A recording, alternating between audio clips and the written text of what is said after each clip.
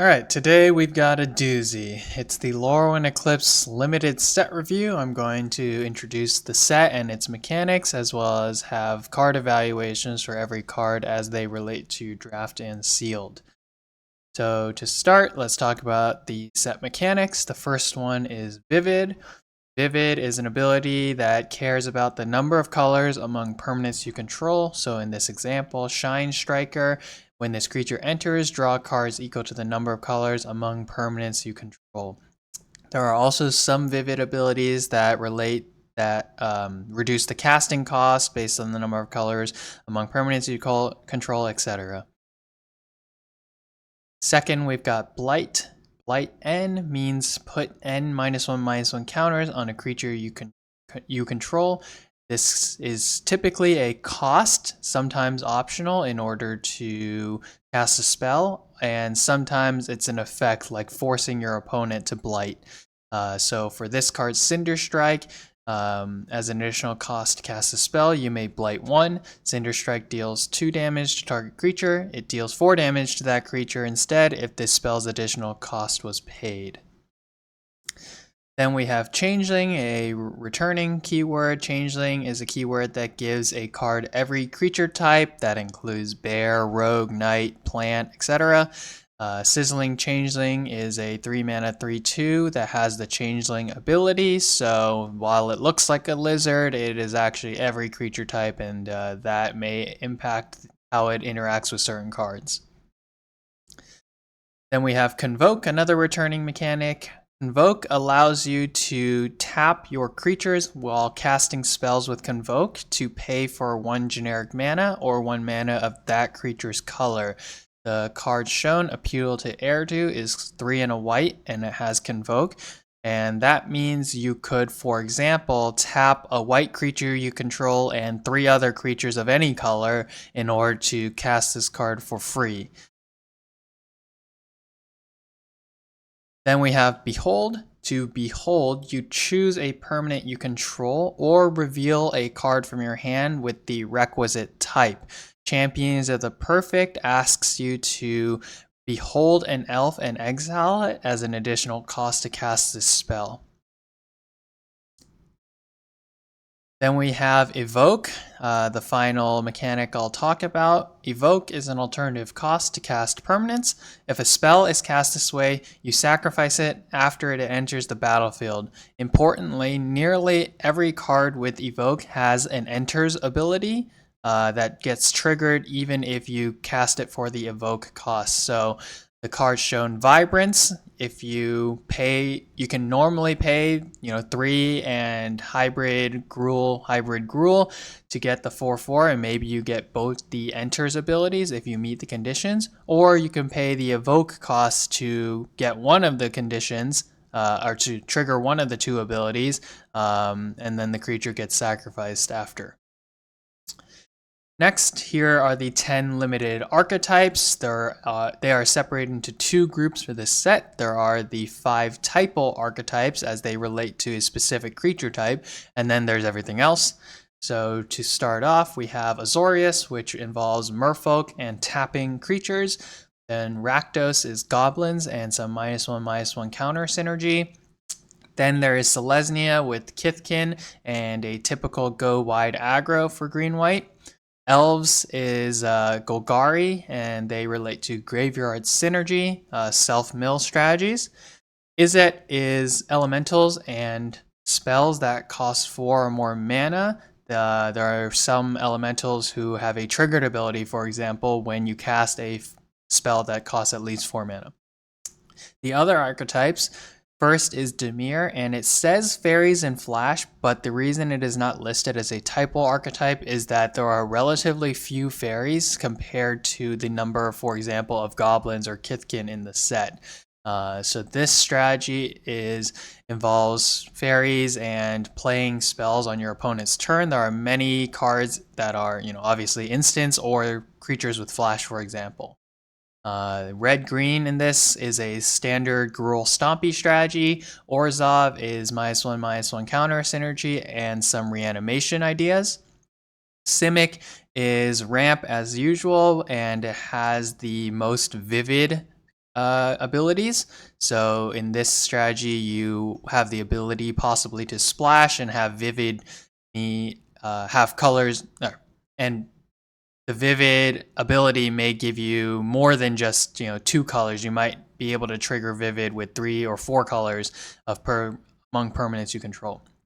Then finally, you have Boros, which is your standard Boros aggro. For the card evaluations, this is the grading scale that I'll be implementing. So A is the best of the best, format all-stars. They can cause big swings in game and are applicable in a wide variety of game states. They can be comeback cards or the dagger in the game when you're already ahead. The cards that are Bs pull you towards a color or into colors. They noticeably increase your win rate when they're in your hand or they're played. A lot of cards in the B category are excellent common and uncommon creatures and removal, and some of the playable rares and mythics can typically fall into the B range. Also, they're just under the cusp of being the game-winning As. Your Cs are average limited cards. They're, standard, decently statted creatures that have some small synergy or some small positive upside. You can imagine maybe a 3-mana, 3/3 elf with some small enter the battlefield ability like Surveilling 1. It's a decent card. It has some decent ability, and it might help the overall synergy of your deck. Then you have the Ds, which are weaker than typical cards you would want to put in your deck. Oftentimes, these are just understated or they're too narrow. They might require too much setup, meaning that the conditions in order for the card to really meet its potential are too difficult to achieve in a standard game of Limited. Finally, in terms of the standard grades, we have the F grade. These cards are far below the curve of playability, or more likely in Limited, they're just too difficult to achieve in draft or sealed. These cards should rarely be attempted in Limited, even with significant build-arounds available. Okay, and then finally we have the sideboard. These can be moderate to strong cards that have fairly narrow applications. Cards that are great for the sideboard may affect card types that are rare and limited, such as planeswalkers, artifacts, and enchantments, for example. So you would want to put these in your deck in games 2 and 3 of a match if you've seen that your opponent has, really strong artifacts, a really strong planeswalker, something like that. And then I add 2 more additional designations on top of the letter grades for some cards, the build around and synergy, and I'll talk about how those 2 things are different. Build around cards can be powerful if your deck is set up to take full advantage of their effects. Often these cards refer to specific creatures, types, or card types, and if your deck is not built with these necessary requirements, they should generally be avoided. In contrast, I declare the synergy cards to be cards that are playable even if you don't build your deck around. Obviously, they are better when in the cases that you do, but they still have the stats, they still have the ability where even if you're not necessarily focused on that strategy, they can still be played in your limited deck. And now, if you only have a few minutes, I will talk about the best and worst of each color, cards that are excellent or cards that you should basically avoid in all cases. So for white, I list 3 cards, Curious Colossus, Ajani Outland Chaperone, and Wanderbrine Trapper, 2 mythics and an uncommon, and I did not identify a white card that was so bad that you shouldn't play it in any case. For blue, the aforementioned Shine Striker as well as Rhymekin Recluse are excellent uncommons, and for reasons I can get into later, you should not play Runaway together, and you should not play Spell Snare under any circumstances, especially for Spell Snare. For black, Gloom Ripper, Bitterbloom Bearer, Requiting Hex. Those are great cards that can draw you into playing black, and I think you should avoid playing Bloodline Bidding and Mornsong Aria.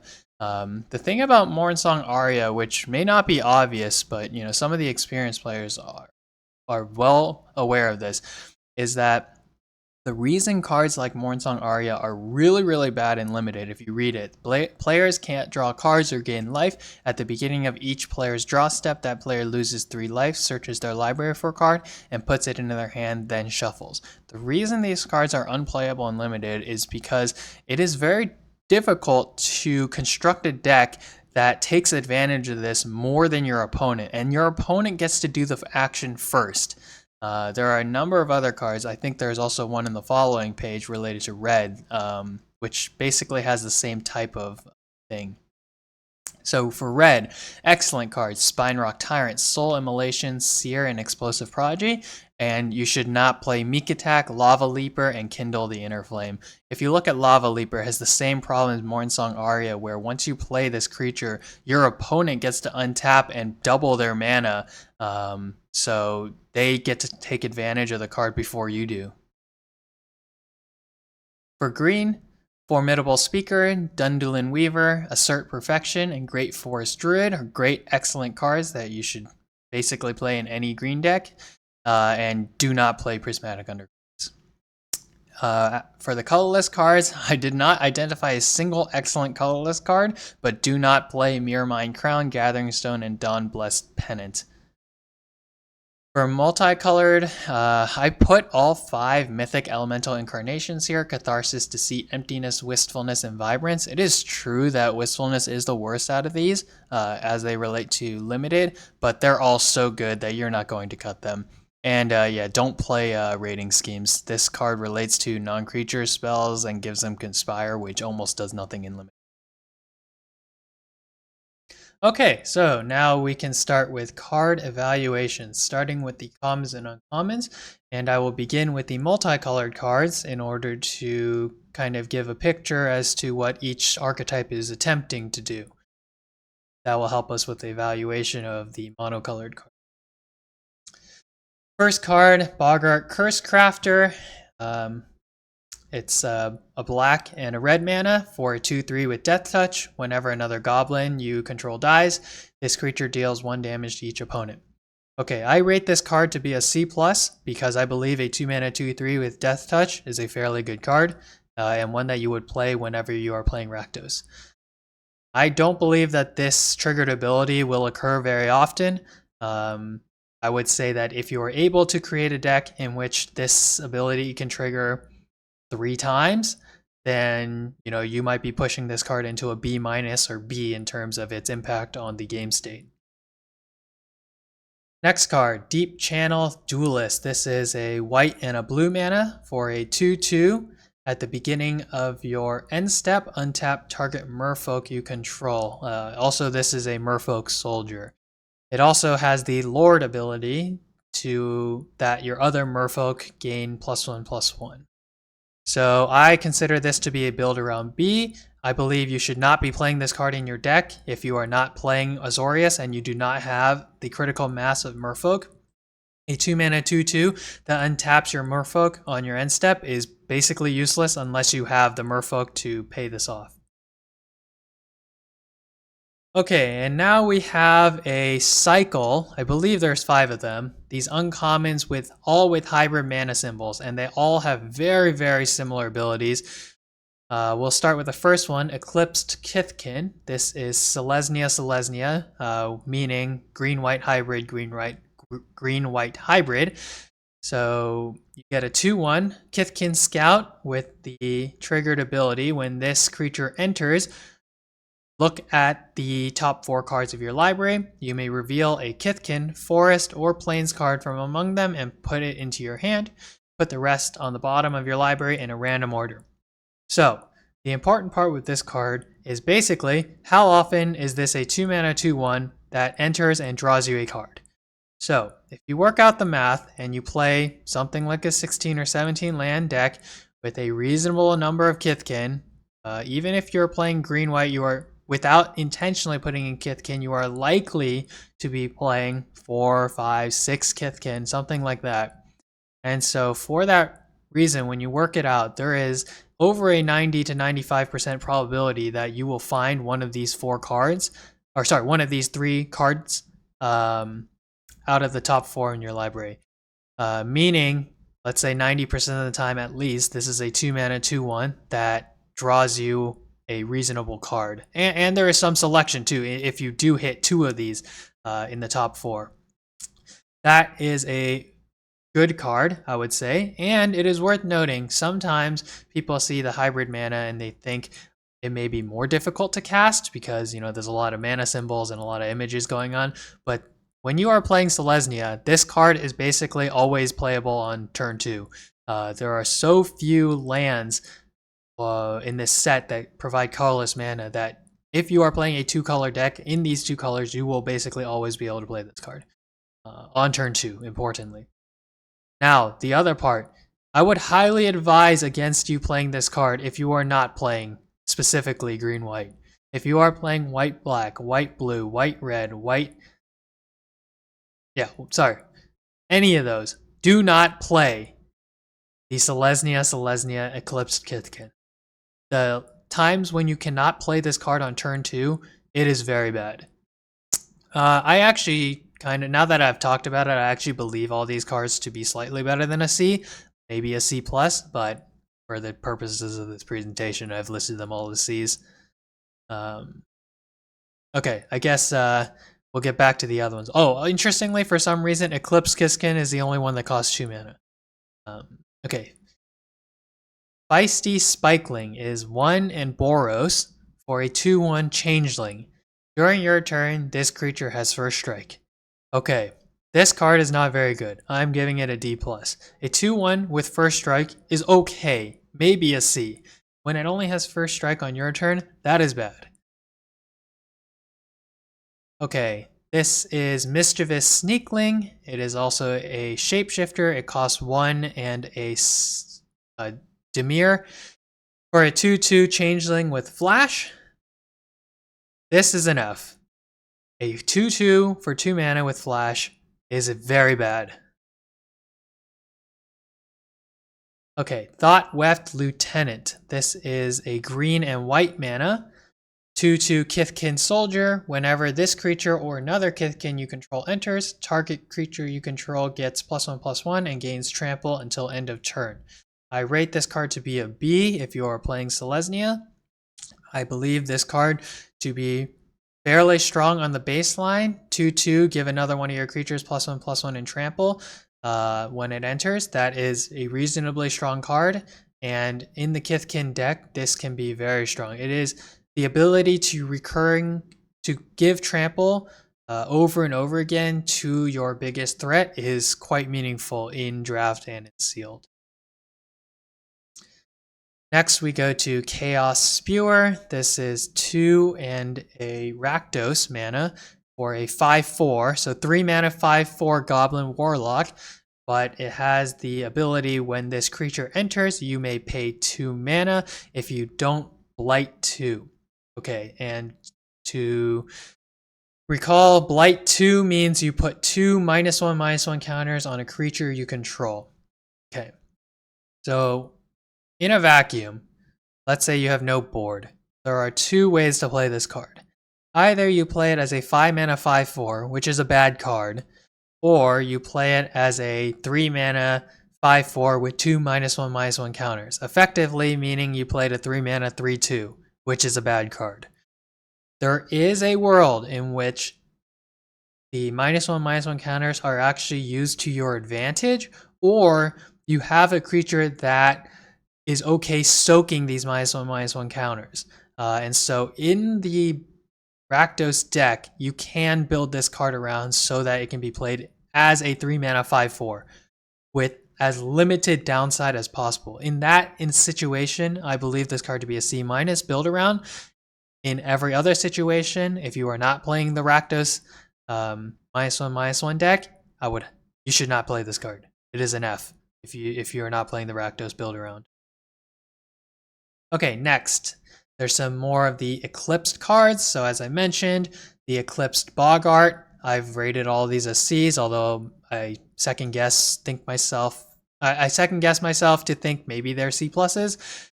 This is Rakdos mana for a 2/3 Goblin Scout with the same ability, except it relates to goblins, swamps, and mountains. Eclipsed Elf is Golgari, Golgari, Golgari for a 3/2 Elf Scout with Elves, Swamps, and Forests. Also a C. Eclipsed Flamekin is, interestingly, 1 colorless mana, is it, for a 1/4 Elemental Scout. This relates to elementals, islands, and mountains. I've rated it as a C. And I believe the last one is Eclipsed Marrow, Azorius, Azorius, Azorius for a 2/3 Merfolk Scout with Merfolk's Plains and Islands. Okay, so next we move on to the rest of the multicolored cards, starting with Flaring Cinder. 1 is it for a 3/2 Elemental Sorcerer. When this creature enters and whenever you cast a spell with mana value 4 or greater, you may discard a card. If you do, draw a card. So when this card enters, you get to rummage once, which is discard a card and draw a card. And then sometime in the future, maybe on turn 4, maybe on future turns, a few times on between turns 5, 6, 7, etc., you get to do that again. Yeah, I think I buy into that. That's a fairly strong ability, and so I rate this card to be a B-, especially in the Elementals deck. Something I alluded to is that these cards with hybrid mana, yes, you can technically play this card if you are playing any blue deck or any red deck. You don't have to be playing Izzet, but I would err on the side of caution playing this not in the Izzet deck. If you're trying to play this in Dimir or you're trying to play this in Gruul or something like that, it is inadvisable, because if you cannot play this card on turn 3 because you don't have the double blue or you don't have the double red to pay its mana cost, it is bad.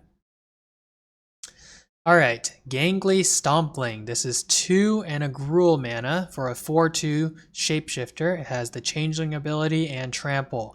A 3 mana 4/2 with Trample is okay. I rate it as a D+, maybe a C-. I think it's just a little bit below. It trades too poorly with 2-drops and even some 1-drops. To be honest, I think a 3/3 with Trample is better than a 4. Okay, and then some actual heat here. Morkant's Loyalist, 1 black-green for a 3/2 Elf Warrior. Other elves you control get +1/+1.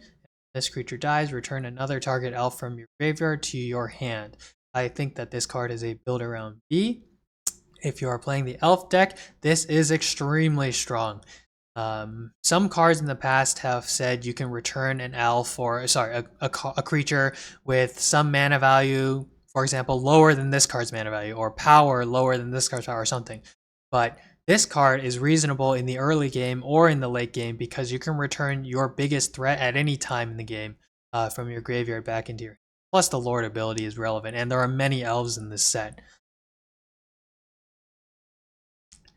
Noggle Robber. This is 1 Gruul for a 3/3 Noggle Rogue. This creature enters or dies, create a treasure token. So you immediately get the first one, and then someday you get the second treasure. This is just a B. It is very strong. It helps you play a 5 mana card on turn 4. Possibly you could even save it. Maybe you trade for something. You can play something 6 mana on turn 4. Maybe you can play something 7 mana on turn 5. It is excellent. There is not really much artifact synergy, so it's not like the type of the treasure token matters that much in this set, but you never cut this card. This is the type of hybrid mana card where you could reasonably play it if you are only playing red and not green, or only playing green and not red. It is that strong, but in the Gruul deck, that you never cut this card. Prideful Feastling, 2 Orzhov. For a 2/3 Shapeshifter. It has Changeling and Lifelink. This is a D. A 3 mana 2/3 with Lifelink is a bad card. Voracious Tome Skimmer. This is Dimir for a 2/3 Flying Fairy Rogue. Whenever you cast a spell during an opponent's turn, you may pay 1 life. If you do, draw a card. Okay, I rate this card to be a B. The reason for that is that, again, there are so few lands in this set that provide colorless mana that if you are playing Dimir, you will be able to play this card on turn 3. So let's say 3 mana for a 2/3 of Flying with this ability. If this ability, so first of all, a 3 mana 2/3 flying in Dimir is not that bad. And the threat of being able to draw cards and therefore give you card advantage is very, very high. There have been cards in the past, just like last year with, let's say, Lock Coal, that allow you to loot a card. You know, you can, I believe when he deals combat damage or something, you get to draw a card and then discard a card, which makes you, card neutral. But this one outright gives you card advantage. So in the right deck, in the Dimir deck, this card is a threat. That is why I rate it as a B. I believe you will be very happy if this ability even triggers once, and you will be perfectly fine if you play this and your opponent uses their removal to get rid of it. If your opponent is spending meaningful removal to get rid of your 3 mana creature, that means that they aren't going to have it when you play your 4, 5, 6 mana creature. That is why I believe this card to be it draws removal. And when I say draw, I mean it like your opponent will use removal. Okay, so Wary Farmer is a 1 Selesnya for a 3/3 Kithkin Citizen. At the beginning of your end step, if another creature entered the battlefield under your control this turn, surveil 1. So surveilling 1 is a pretty good ability. It's obviously worse than drawing a card, but I think reasonably have this occur 70% of turns after you play this card. Importantly, you do not get one on turn 3 when you play this card. So that does slow it down fairly significantly. Sorry.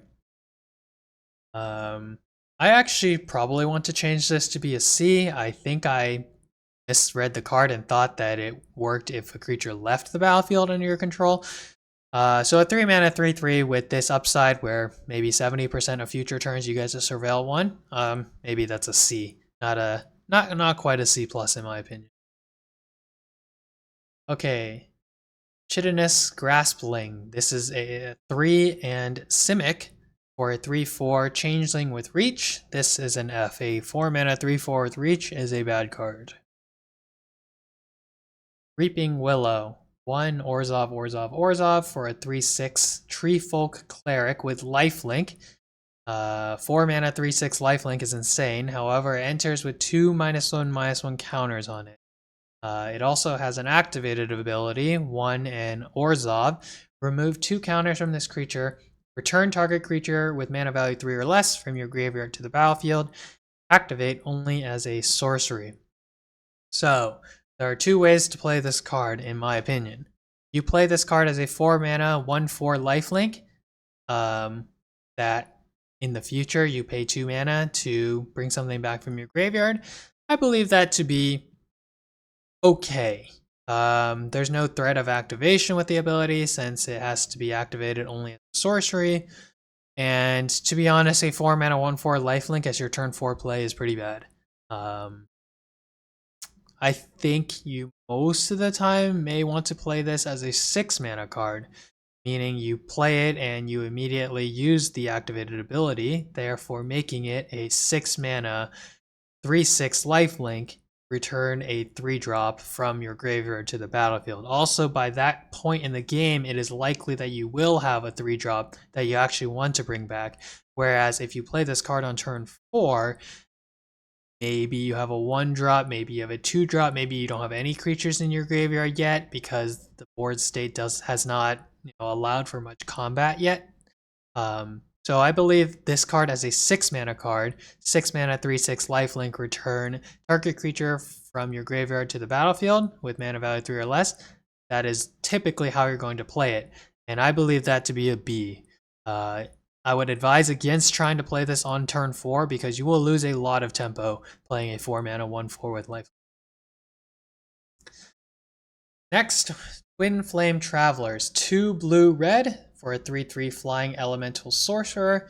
If a triggered ability of another elemental you control triggers, it triggers an additional time. If you are playing the Izzet Elementals deck, this is a build around B. If you are not playing Elementals, I would not play this card because a 4 mana 3/3 with flying is not very good. That is probably like a D without the second effect. Lister Barn. 2 Simic for a 1/4 oof. That is one of the worst stat lines I have ever seen. Okay, Vivid. At the beginning of combat on your turn, another target creature you control gets +X until end of turn, where X is the number of colors among permanents you control. So on a baseline, if you play Simic and this card is on the board, X will always be at least 2, since this card itself is 2 colors.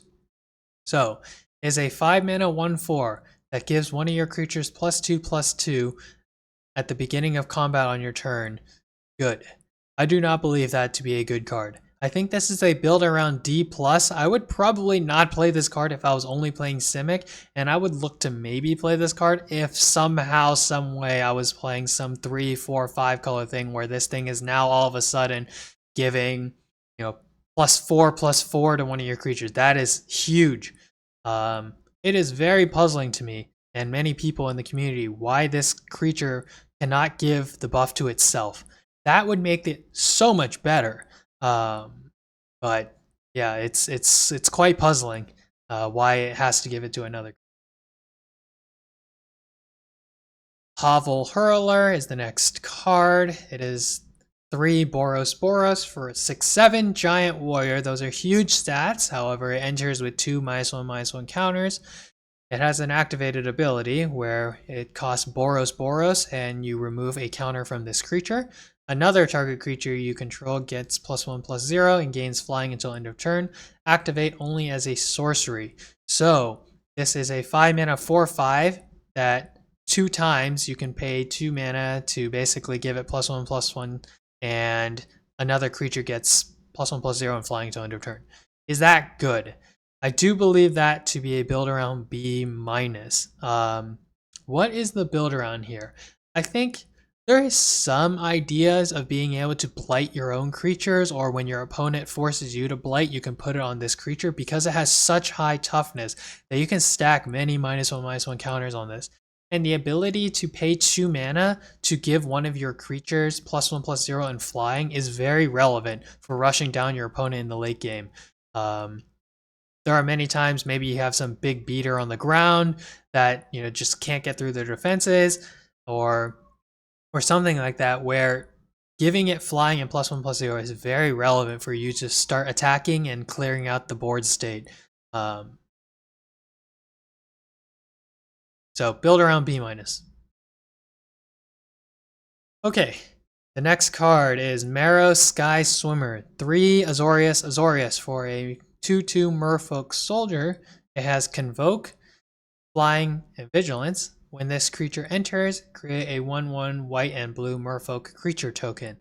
So this thing is a 2/2 that comes with a 1/1. It has Flying and Vigilance. The token does not. When is this card good as it relates to the Convoke ability? I believe if you are able to play this for 3 mana, for example, it is quite good. A 3 mana 2/2 with Flying and Vigilance that summons a 1/1 is an excellent card, and that obviously would have cost you 2 tapping 2 of your creatures, but you get 2 bodies to defend in their place, so it's not too bad. I still want to rate this card as a C. It's kind of an experimental C. I think it costs a little bit too much. You're quite happy when you do get to play this for 2 mana or 1 mana or even 0 mana, but in those board states where you've got 3, 4, 5 creatures respectively, you're looking pretty good anyways. When you're behind, this is a very bad 5 mana card. A 5 mana 2/2 Flying Vigilance that summons a 1/1 is really bad. So I'm rating it as a C. It's kind of middling. Sometimes it's really good, and other times when you top deck this, it's quite bad. Okay, Stoic Grove Guide. 4 and Golgari for a 5/4 Elf Druid. It has an activated ability, 1 Golgari. Exile this card from your graveyard, create a 2/2 black and green elf creature token, activate only as a sorcery. So you have 5 mana 5/4 where if it's in your graveyard, either it died in combat or maybe it got milled, you can pay 2 mana to get a 2/2. I think this is a build around C. If you're not playing I do not think you play this in your green or your black deck that is not Golgari. But in the self-mill deck, you get some additional value. It is fairly relevant when you mill 3 cards, say, and you get to return something to your hand. You choose something else, and then this lives in your graveyard with the ability to, you know, pay 2 mana to create a 2/2. That is strong. So it's a C. Playing it as a 5 mana 5/4, hoping that later in the game you'll be able to pay 2 mana to get the 2/2. That's a bit of wishful thinking. I think playing a 5 mana 5/4, you will lose quite a bit of tempo. Okay, and then finally, we're done with all the multicolored commons and uncommons, and so we will move to the monocolored cards now, starting with white.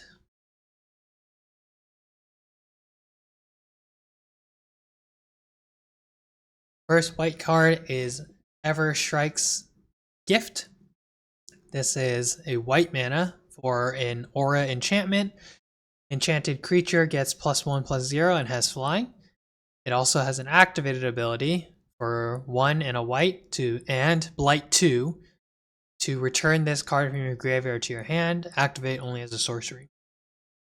The ability to give one of your creatures +1/+0 and flying for 1 mana is pretty decent, and the ability to return it to your hand, even though that is a very steep cost, 2 mana and giving 2 -1/-1 counters to one of your creatures to return this. You know, there's a world in which you need this, and that recursion to give flying is fairly decent. So I'll give it a C. I'm not really sure. Next card, Gold Meadow Nomad. White mana for a 1/2 Kithkin Scout. It has an activated ability. White mana, exile this card from your graveyard. Create a 1/1 green and white Kithkin creature token. Activate only as a sorcery. I think this card is a B-. I think if you're playing white, you will rarely cut this card from your deck. The importance of 1 and 2 drops is so high that even though this one looks fairly weak, the body is actually pretty decent. Plus, because it has 2 toughness, you can use it to blight once, you know, without the creature dying. Well, I guess technically you could have it blight twice. And it gets you another body where you could blight again. So there are a number of synergies with this card. Green-white Kithkins, black-white, -1/-1 counters, and just on the baseline, a 1 mana 1/2 with some type of upside is playable. This next card, Kinsbale Aspirant. This is a white for a 2/1 Kithkin Citizen. As an additional cost to cast this spell, behold a Kithkin or pay 2 generic mana. Whenever another creature you control enters, this creature gets +1/+1 until. I'm rating this card to be a C. There are, I believe, every color has one of these creatures in the uncommon slot, where as an additional cost you hold some type of creature, or you can pay 2 additional. If you pay the 2 mana, the card is very bad. A 3 mana 2/1 that gets +1/+1 until end of turn whenever another creature enters is extremely bad. So you have to play this as with the Behold. And then I believe the card to be okay. No, a 1 mana 2/1, some upside sometimes. I'm just not sold that, you know, this is better than a 1 mana 2/1 with no additional cost and no additional ability. So I'm giving it a build around C. Next card, Wanderbrine Trapper. This is a white mana for a 2/1 Merfolk Scout. It has the activated ability, 1, tap this creature and tap another untapped creature in order to tap target creature and opponent control. Why am I rating this card a B? Reason is because a 1 mana 2/1 with a relevant creature type, i.e. Merfolk, this example, is a good card. The activated ability in the late game makes this 1 mana card actually usable. I know you have to tap 2 creatures in order to tap one of your opponent's creatures, but on the bright side, that ability typically looks like 2 and tap this, 2 mana and tap this to tap some creature you're. So it's not like this is just bad. Instead of paying 2 mana, you pay 1 mana and you have to tap another own creature. So it's more difficult to pull off, but in the late game, that makes this 1-drop actually usable. It actually does something instead of just being some small, tiny chump blocker you use. You can use this card aggressively, defensively. It's quite versatile. The reason I rate it as B is not because I believe that this card severely increases your win rate or something like that. It's that I don't think you ever cut this card when you play white. All right, the next card, Bark of Doran. 1 and a white for an artifact equipment. Equipped creature gets +0/+1. As long as the equipped creature's toughness is greater than its power, it assigns combat damage equal to its toughness rather than its power. Equip 1. It is just really narrow. You're not going to build a deck meaningfully where you have so many creatures whose toughness is so much higher than their power that this is really going to make a difference. And a 2-mana equipment that has equip 1 to give your creature +0/+1 is atrocious. Okay, Burden Stoneback is the next card. 1 and a white, a 4/4 giant warrior. It enters with 2 -1/-1 counters. You can pay 1 and a white and remove a counter from this creature to give target creature indestructible until end of turn. However, you can only activate it as a sorcery. I think that this is a C- because you can only activate the ability as a sorcery. There's no threat of activation. I don't think you really want to sink 6 mana into this thing to turn it into a 4/4, meaning you play it and then you activate the ability twice. I think in effect what happens is you pay 2 mana, you attack with something, and your opponent probably just lets it through. I don't believe this card to be very. The next card, Encumbered Reejery. 1 and a white for a 5/4 Merfolk Soldier. This creature enters with 3 -1/-1 counters on it. When this creature becomes tapped while it has a -1/-1 counter on it, you may remove one. So I think that this card is a C. I think if you're playing the Merfolks, it is probably better. But my question is, how are you going to attack on turn 3 with the 2/1? Okay, a 3/2. After you declare the attack, it'll become a 3/2.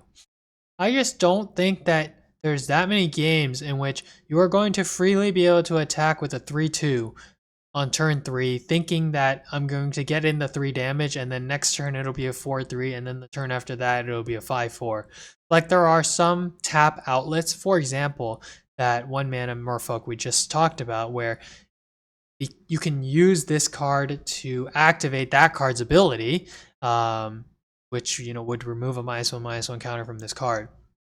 But overall, I don't know. It is so susceptible to removal. There's so many things that give -1/-1 counters, and there's a red card, I believe it's a common, that deals 2 damage to one target and 1 damage to another target. That is just backbreaking. If you are not able to untap with this creature and you end up playing a 2-mana 2/1 that gets removed alongside something else, I just think that first, even if you get the first attack off, it is pretty bad. So I'll give this card a C. There's some possibility, but it's not as good as 2 mana 5/4 might suggest. Okay, Keep Out. This is a 1 and a white for an instant. Choose 1. Keep Out deals 4 damage to target tapped creature, or you destroy target enchantment. I think this card is a B. Dealing 4 damage to target tapped creature at instant speed is a great card. And then obviously there's some very minor upside to destroy target enchantment. There's not that many in the set anyways.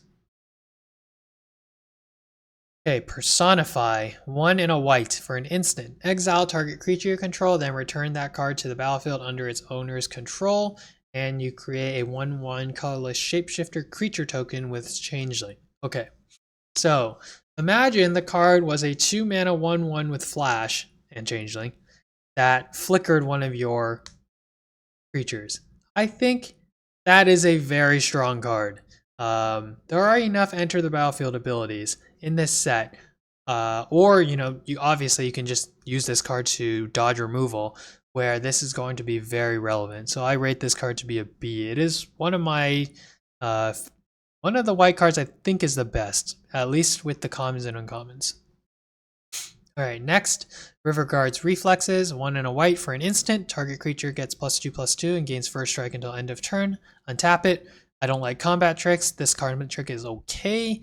I'll give it a C minus. This is not as good as the ones in Final Fantasy, as well as I believe in the Avatar set. I think it's Octopus form, where it's 1 mana and it gives your creature hexproof. I think the ability to dodge removal, or to fizzle removal, is far more important than the first strike.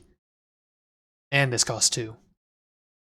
Spiral into Solitude, your classic pacifism ability.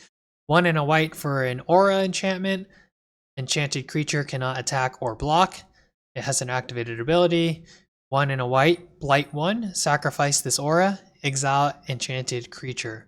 I rate this card to be, I don't know, a C. It's probably a little bit better because pacifism is actually pretty good. Maybe it's a C+. I think I just rated it a C because it's worse than Path to Redemption, or whatever that card in the Avatar set was called. Yeah. You play it. Timid Shieldbearer is next. 1 and a white for a Kithkin Soldier, 2/2. It has the activated ability, 4 and a white. Creatures you control get +1/+1 until end of turn. This is a very well understood card. It is a reskin of many cards in the past, and it is a C. Wanderbrine Preacher, 1 and a white for a 2/2 Merfolk Cleric. Whenever this creature becomes tapped, you gain 2 life. This is a D+. Yes, it is technically better most times than a 2/2 with lifelink, but it is just not very good. Life gain is not very good, although it is more relevant in like draft and sealed. But yeah, it's like how many tap outlets do you have? You're gonna end up having to attack with a 2/2 in order to gain 2 life, which is just not very good.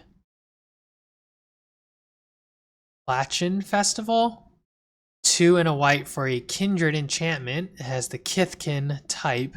When this enchantment enters, create 2/1/1 green and white Kithkin creature tokens. It has the activated ability 4 and a white, create a 1/1 green and white Kithkin creature token. I think this is a build around C+. I do not think you play this card unless you are playing the Kithkin Typal. A 3 mana enchantment that summons 2/1/1s is not very good. That should cost 2 mana.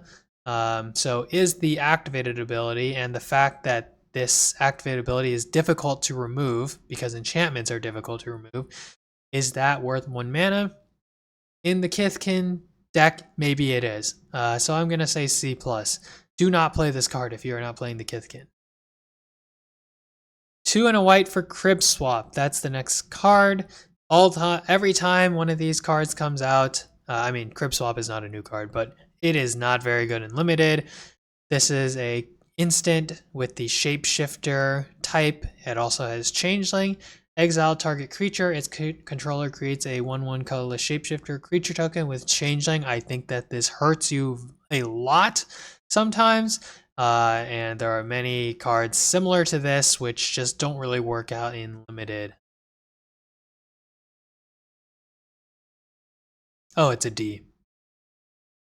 2 and a white for a Block Imposter. This is a 2/2 Shapeshifter. It has Changeling, Flash, and Flying. When this creature enters, return up to 1 other target creature you control to its owner's hand. So this is typically going to be used to fizzle removal, something like that. Sometimes you use it to get more value out of some really big ETB that you have, but more often than not, you're going to use this to dodge removal or something of the sort.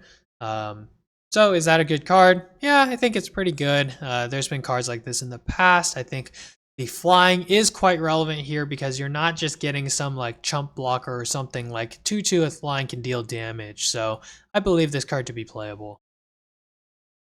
Meander's Guide is the next card. 2 and a white for a 3/2 Merfolk Scout. Whenever this creature attacks, you may tap another untapped Merfolk you control. When you do, return target creature card with mana value 3 or less from your graveyard to the battlefield. Okay, if you're able to get that ability off, it is very strong. I think this is a build around B. Obviously, a 3 mana 3/2 that dies before you get to attack with it is pretty bad. A 3 mana 3/2 that attacks and you don't have an untapped Merfolk is pretty bad. But if it triggers and you are able to meet that condition and pay the cost, I think it is very strong. Okay, Moonlit Lamenter is the next card. This is 2 and a white For a 2/5 Treefolk Cleric, it enters with a -1/-1 counter on it. It has the activated ability, 1 and a white. Remove a counter from this creature, draw a card. Activate only as a sorcery. This card is pretty strong. I think this card is maybe the best uncommon for the Orzhov -1/-1 counter deck. You have to imagine that at the worst, it is a 5 mana 2/5 that draws you a card, which is not that bad. A 5 mana 3/5 that draws you a card is pretty decent, in my opinion. So a 5 mana 2/5 is okay. And because this thing has 4 toughness, it can survive. You can play this card on turn 3. And maybe it prevents some attacks because they can only attack with someone with 3 power or something like that. But a 3 mana 1/4 is a body that is relatively difficult to remove on turn 3. There are ways, but you're talking about removal that either costs 3 or more mana or it's Seer in this set. So I think you can play this either on turn 3 or on turn 5 as a 2/5 that draws you a card. And in Orzhov, this thing allows you to sink all the blight costs. Because the -1/-1 counters on this creature are actually a benefit. You can get very strong card advantage over the course of the game. And you stack the -1/-1 counters over and over again on Moonlight Hunter. So I am rating it a build around B. Okay, Protective Response. This is 2 and white for an instant with Convoke. Destroy target attacking or blocking creature. Destroying target attacking or blocking creature is a good 2 mana card, I think. So for Convoke, with Convoke, it gives some flexibility, but it costs 1 more mana. But, when you have the board, this can cost 0. So I believe this to be a C+. I don't think it's the best removal for common and uncommon white cards, but it's up there. It's strong. I don't think you cut this card very often. Pyrrhic Strike is 2 and a white for an instant. As an additional cost to cast this spell, you may blight 2. Choose one. If this spell's additional cost was paid, choose both instead. So option 1, destroy target artifact or enchantment. 2, destroy target creature with mana value 3 or greater. The first, choose one, is not very good. Is extremely situational. So is the second one any good? I think that the second one is okay.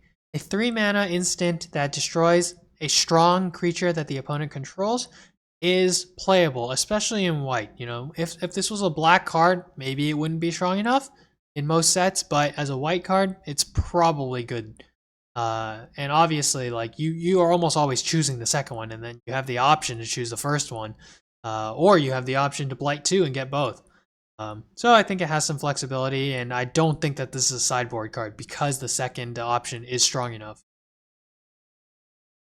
Reluctant Downguard, 2 and a white for a 4/4 Kithkin Soldier. This creature enters with 2 -1/-1 counters on it.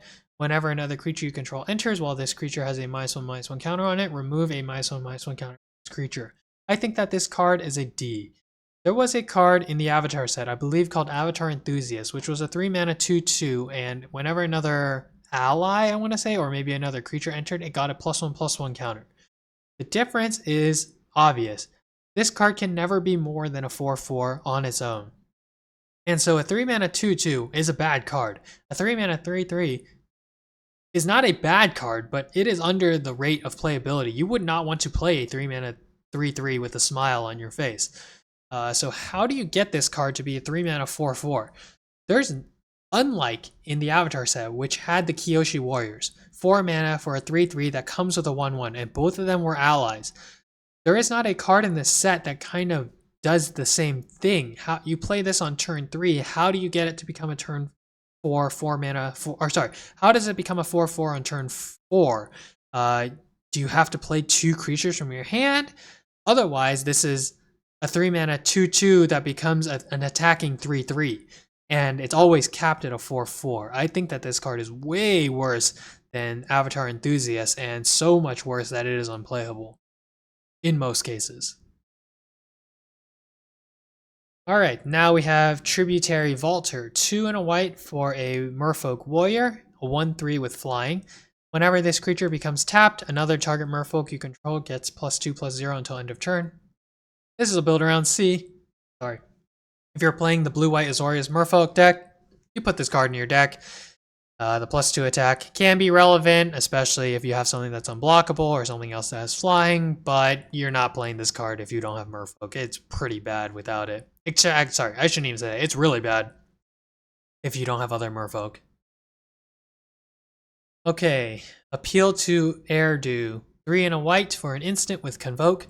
1 or 2 target creatures each get +2/+1 until end of turn. I think there was a card called Fancy Footwork, which was also some kind of combat trick that involves up to 2 creatures getting like +2/+2 or +2/+1. And that card was not very good, and I think that this card is worse. So I'm giving this card a C-. Gallant Foul Knight, 3 and a white for a 3/4 Kithkin Knight. When this creature enters, creatures you control get +1/+0 until end of turn. Kithkin creatures you control also gain first strike until end. I think that this is a D+. The +1/+0 is not meaningful enough. The first strike, the Kithkin are pretty small creatures. Giving them +1/+0 on first strike, maybe you get some damage in or something like that. But it's tough. 4 mana, 3/4 many times. It doesn't even open up an attack for you. So it's just kind of below the curve. Liminal Hold, 3 and a white for an enchantment. When this enchantment enters, exile up to 1 target non-land permanent an opponent controls until this enchantment leaves the battlefield. You gain 2 life. Okay, so Banishing Light is a 2/1. Sorry, 3 mana, 2 and a white for an enchantment that has the same effect, but you do not gain 2 life. That is far better than this card. I'm not really sure why they made it 4 mana this time in exchange for you gaining 2 life. This is worse than Banishing Light. This is worse than White Aura Sight from the Final Fantasy set. I rate this card to be a C just because removal is pretty decent of any type. This like ability to exile anything, not just a creature. That's fairly decent, and enchantment removal is hard to come by. Most people are not playing enchantment removal. But I don't really understand why they made this card 4 mana in exchange for you gaining 2 life. Okay, Shore Lurker, 3 and a white for a 3/3 Merfolk Scout. It has flying. When this creature enters, surveil 1. I think this is a C. A 4 mana 3/3 flying is okay. The ability to surveil 1 makes it okay. A little better than okay. It's a C. You probably play this card. And I don't think you need to be playing the Merfolk, although obviously it's marginally better if you are. Thought Weft Imbuer, 3 and a white for a 0/5 Kithkin Advisor. Whenever a creature you control attacks alone, it gets +X/+X until end of turn, where X is the number of Kithkin you control. I believe this card to be way worse than Team Avatar from the Avatar set. This is a D. How many Kithkin are you going to have? How do you get this to give +4/+4, +5/+5? Because that was possible when you played Team Avatar. This thing, sometimes is a 4 mana 0/5 that attacks as a 1/6, or it gives one of your other creatures +1/+1 until end of turn. That is not good. Compare this card to something like Most Valuable Slayer from Duskmourn, which gave, I believe, +1/+0 in first strike or something. That is so much more impactful than giving your creature +1/+1 most of the time, and sometimes you give it +2/+2. I think this is the D. There's no point even talking about it more. Sun-Dappled Celebrant is a 6 mana, 4 white for a 5/6 Treefolk Cleric with Convoke. It also has Vigilance. I give this card a C. I think if you are able, on turn 6, or let's say turn 5, I believe you will have a creature where you are willing to tap it in order to make this card cost 5, essentially. And so a 5 mana 5/6 with Vigilance is good. Unlike other 6 mana cards, this is not really, game winning or anything, but it does stabilize the board. I believe you will play this card if you don't have enough big cards that you drafted or you opened in your sealed pool. And so I believe it is a C because it stabilizes the board, and it's not a dead draw or anything. There's just not really that bad of a floor. The floor is pretty high for this card. The next card, Kith Keeper, is a 6 and a white for a 3/3 elemental. I'm just going to say this card is a D. It has the Vivid ability. When this creature enters, you create X/1/1 green and white Kith King creature tokens, where X is the number of colors among permanents you control. Tap 3 untap creatures you control. This creature gets +3/+0 and gains flying until end of turn. Okay. So even if this card was a 7 mana 6/3 with flying that summoned 2 1/1s when it entered, that would be bad.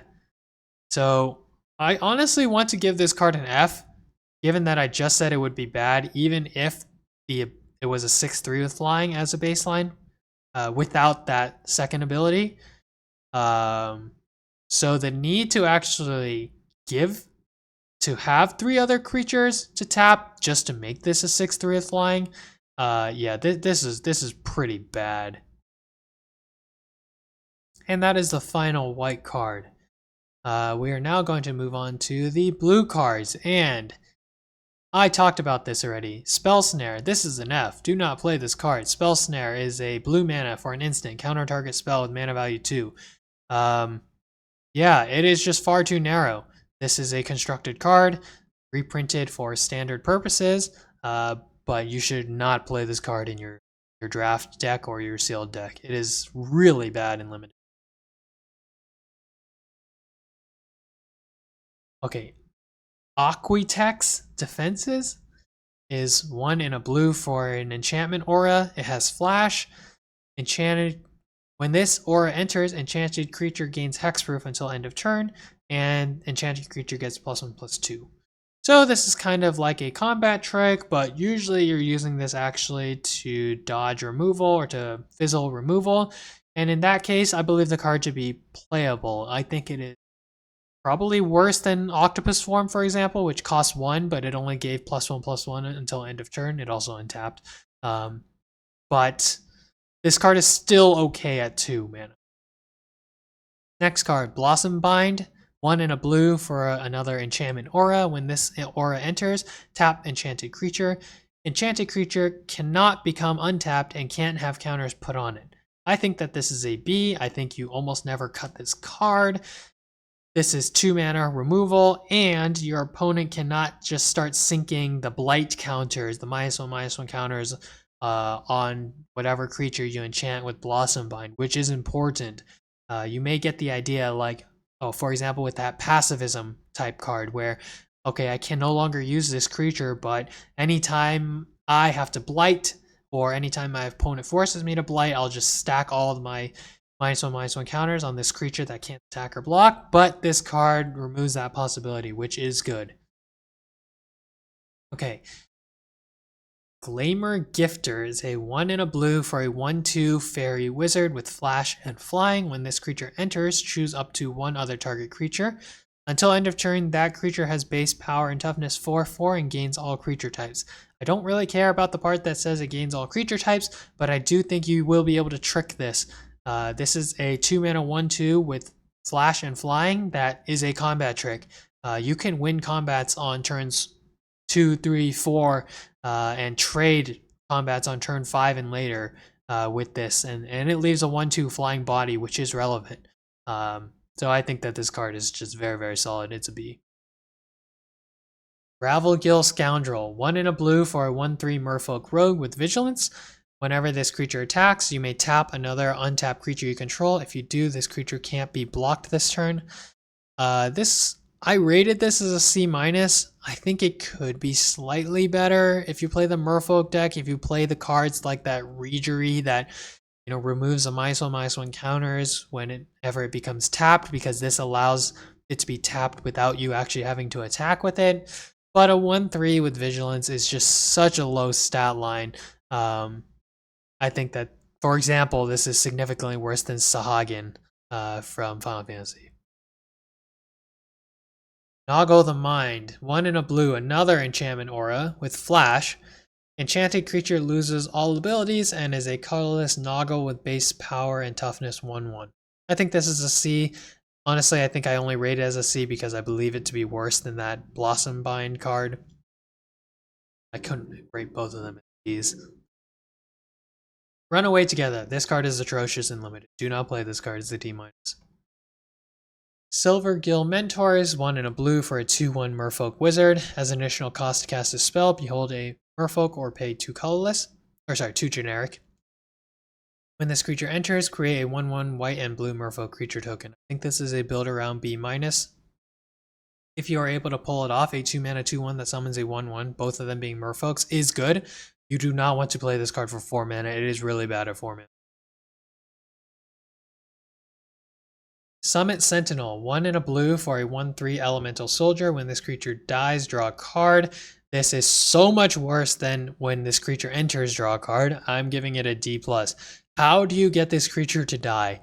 I don't think that is very easy in blue. I don't think that is very easy in this set.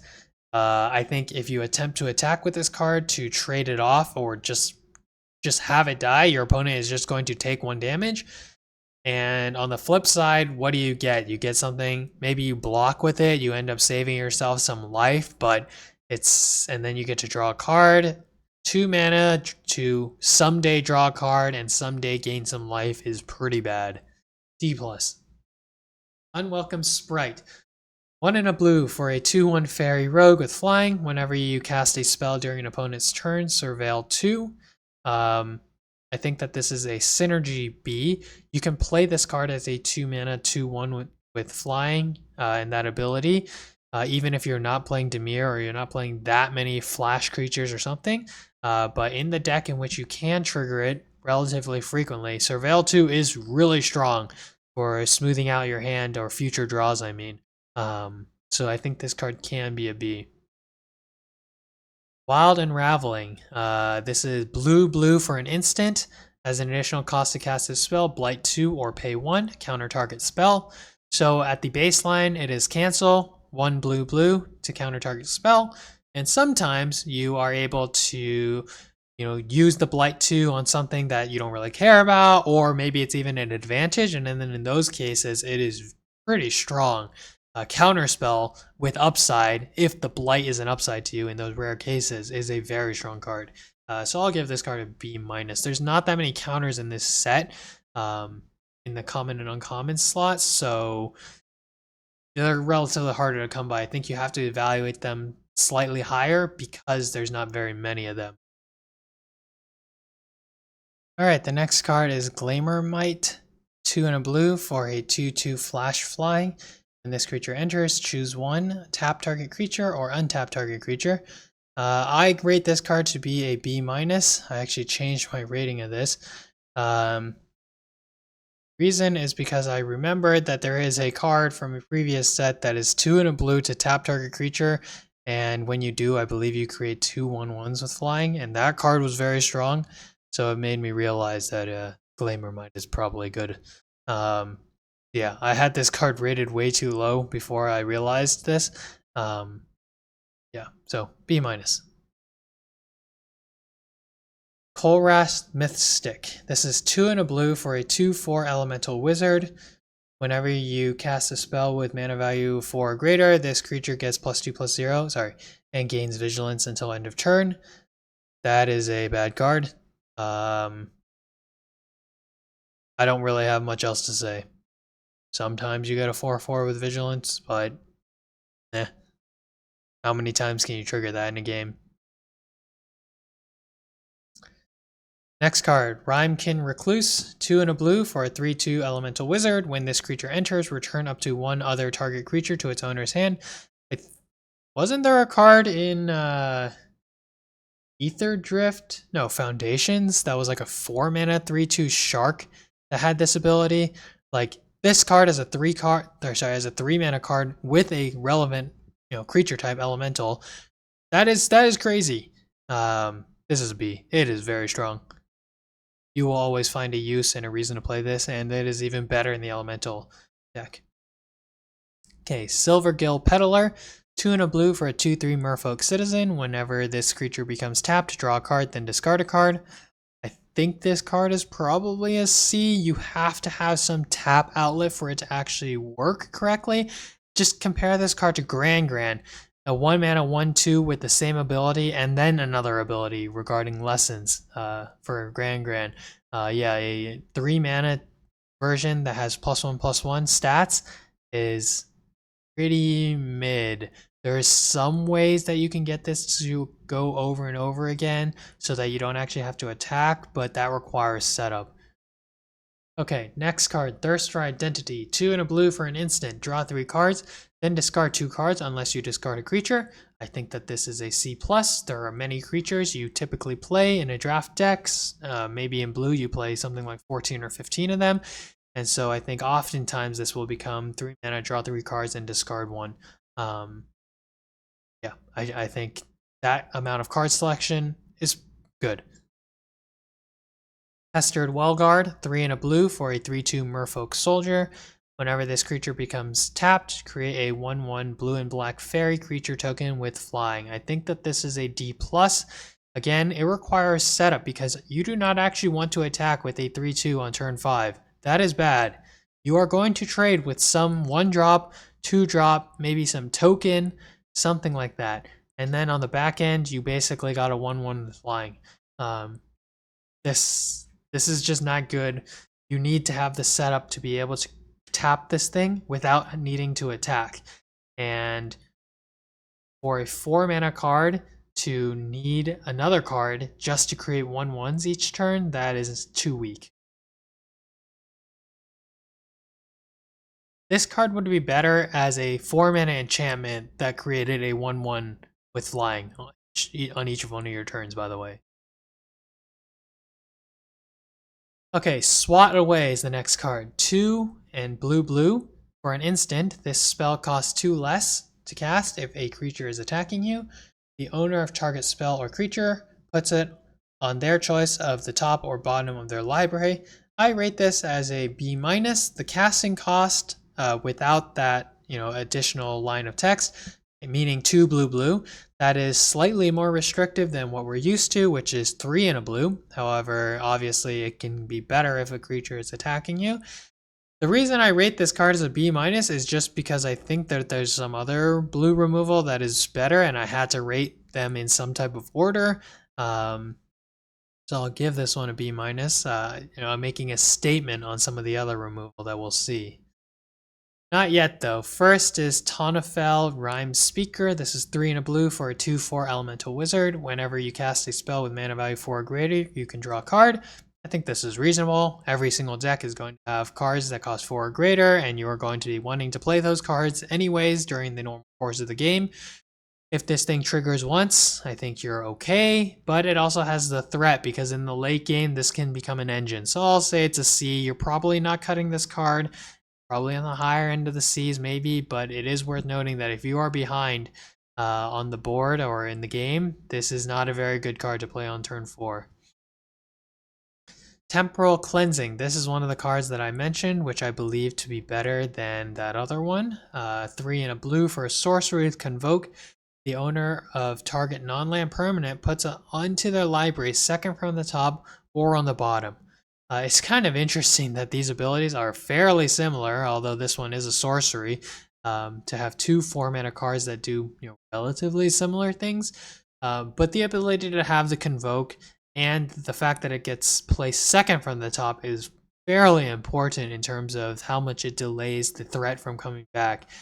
So I rated this card to be a B. I believe it is better than the instant. Wanderwine Distractor. 3 and a blue for a 4/3 Merfolk Wizard. Whenever this creature becomes tapped, target creature an opponent controls gets -3/-0 until end of turn. I think this card is almost useless. I am rating it as a D. Illusion Spinners. 4 and a blue for a 4/3 Fairy Wizard. You may cast this spell as though it had flash if you control a fairy. It also has flying, and this creature has hexproof as long as it's untapped. Okay. I rated this card as a D+, as a build-around D+. If you are playing the fairies, meaning you are playing Dimir, I think it is playable. Maybe it's a C-. But I think you have to imagine, like, What if this card didn't have any of the conditions for its abilities? Like, as a 5 mana 4/3 flying flash, hexproof. Good. Yes, that is a good card, I believe. But when you add in these conditions and how difficult it is to actually accomplish them, like, there are not that many fairies. I think when I look, there are only a handful of fairies that are common or uncommon in the entire set. And so, like, how are you going to play this as a creature with flash? And then the creature has hexproof as long as it's untapped. It's okay, but like, what do you do with that ability? Like, you play this on turn 5, or maybe, you pass on turn 5 and you play it on their end step, something like that. Okay, great. Now you get to attack. You've dodged the sorcery speed removal, so now you can attack. And then what? Even once you declare the attack, it can get removed by something that costs 2 mana, something that deals 3 damage or something, some instant. But I just don't think it's that impressive. A 5 mana 4/3 that has hexproof when it's untapped is just okay. It's not very good at combat. It's like, how are you buffing this thing? How are you doing something to it that makes this card that strong? I think it's maybe it's a C minus. I just don't think it looks cool. I think, but I don't see this being a B minus card or anywhere in the B range. Okay, Lofty Dreams. This is 3 blue for an enchantment aura with Convoke. And when this aura enters, you draw a card.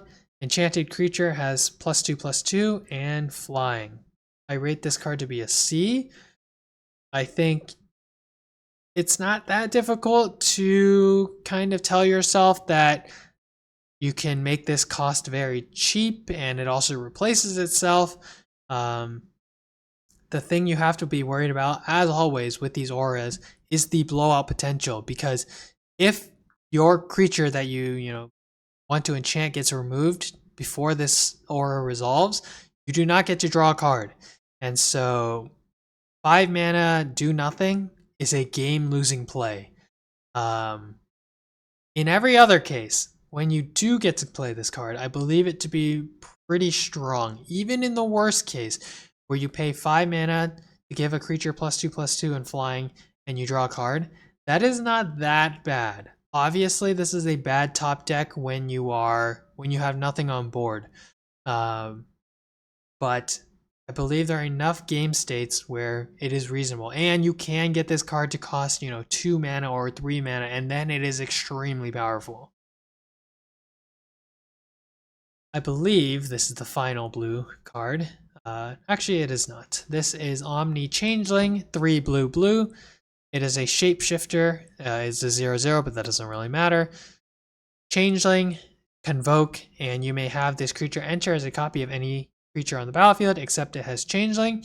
I don't think the Changeling thing matters that much for a 5 mana creature, but as it relates to Convoke and the fact that you can copy any creature, not just one on your own side of the field, I think this is typically going to be better than Clone, which is 4 mana for this ability.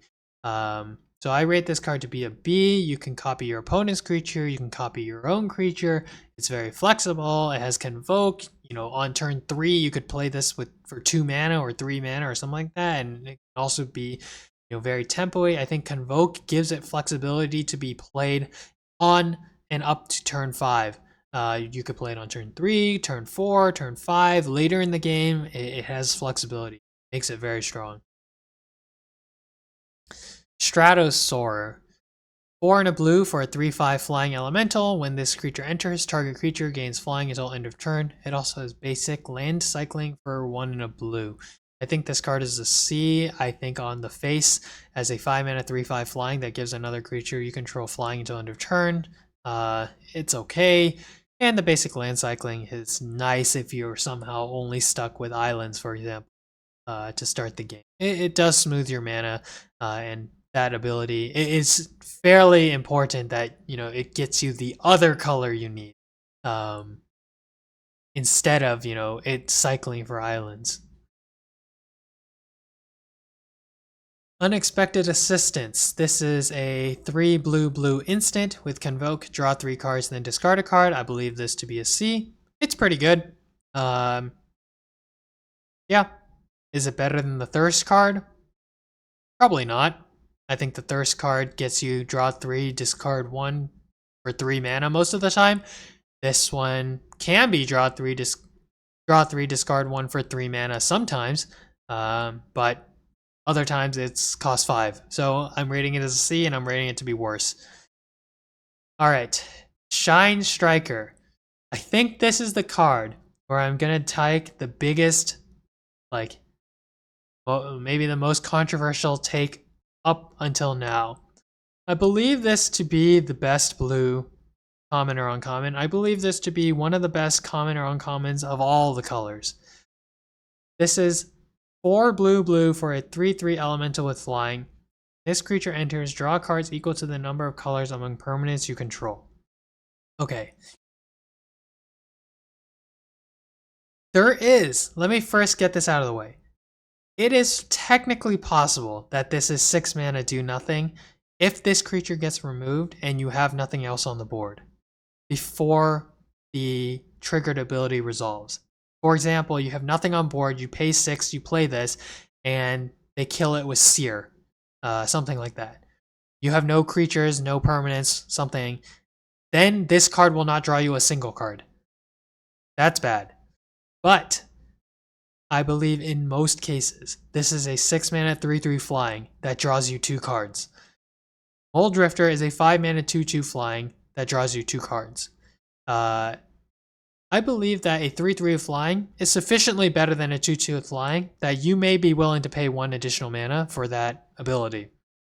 Because, 3/3s with flying can block bigger things, and they also deal damage. They rush your opponent down faster. So on the baseline, if this was a 6 mana 3/3 flying that drew you 2 cards, I believe that to be a good card. In some decks, this card is a 6 mana 3/3 flying that draws you 3 cards or draws you 4 cards, and that is obviously ludicrous. That would make this card one of the best cards in the entire set. Another comparison. One of the strongest cards in the Avatar set was the Wan Shitong card that had blue X. You could pay 6 mana to get a 6 mana 5/5 that drew you 2 cards. Yes, the card also had Vigilance, and I think it had Flash. But that card, I believe, was the highest win rate card in the entire Avatar set. And it's a Mythic. Maybe the second highest, something like that. So for this card to be an uncommon, 4 mana 3/3, not a 5/5, but a 3/3 that draws you 2 cards, I think that is extremely strong still. Another comparison you can make.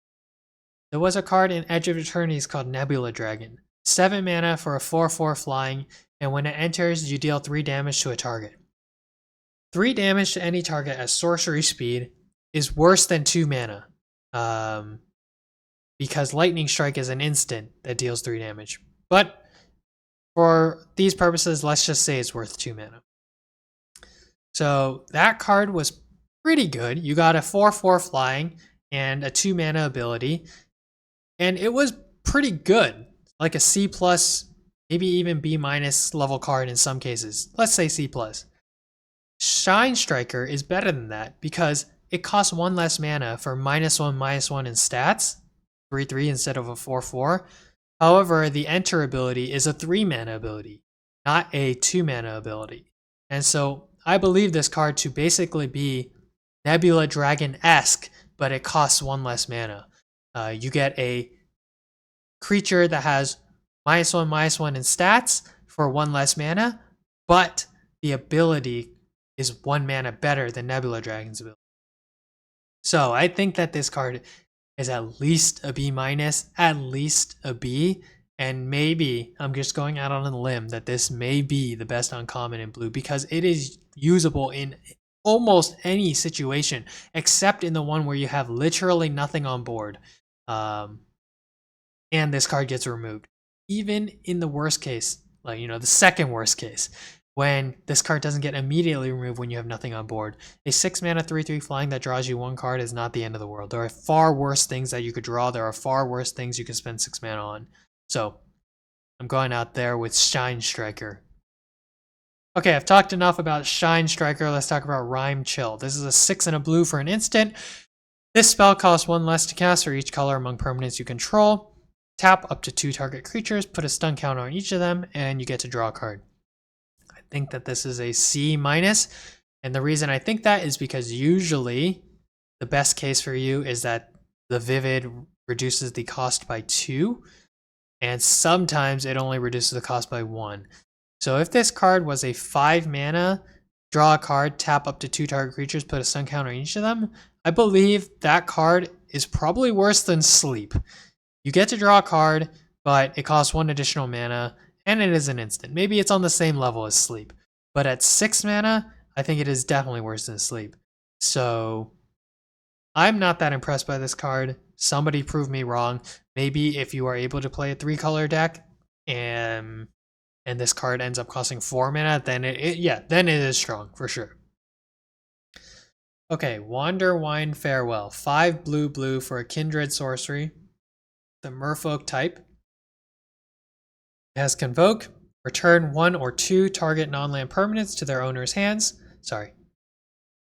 Then, if you control Merfolk, create a 1/1 white and blue Merfolk creature token for each permanent returned to its owner's hand this way. I think that this card is a C minus. I think because when you are behind on the board, this is really bad. Like, really bad. If you cannot convoke to reduce the mana cost and you have to pay 7 for this, you got a 7 mana 2/1/1s that bounce 2 things. And I think that is very weak. For that reason, I rate this as a C minus, maybe a C. That is the final blue common or uncommon. And then we can move to the black cards.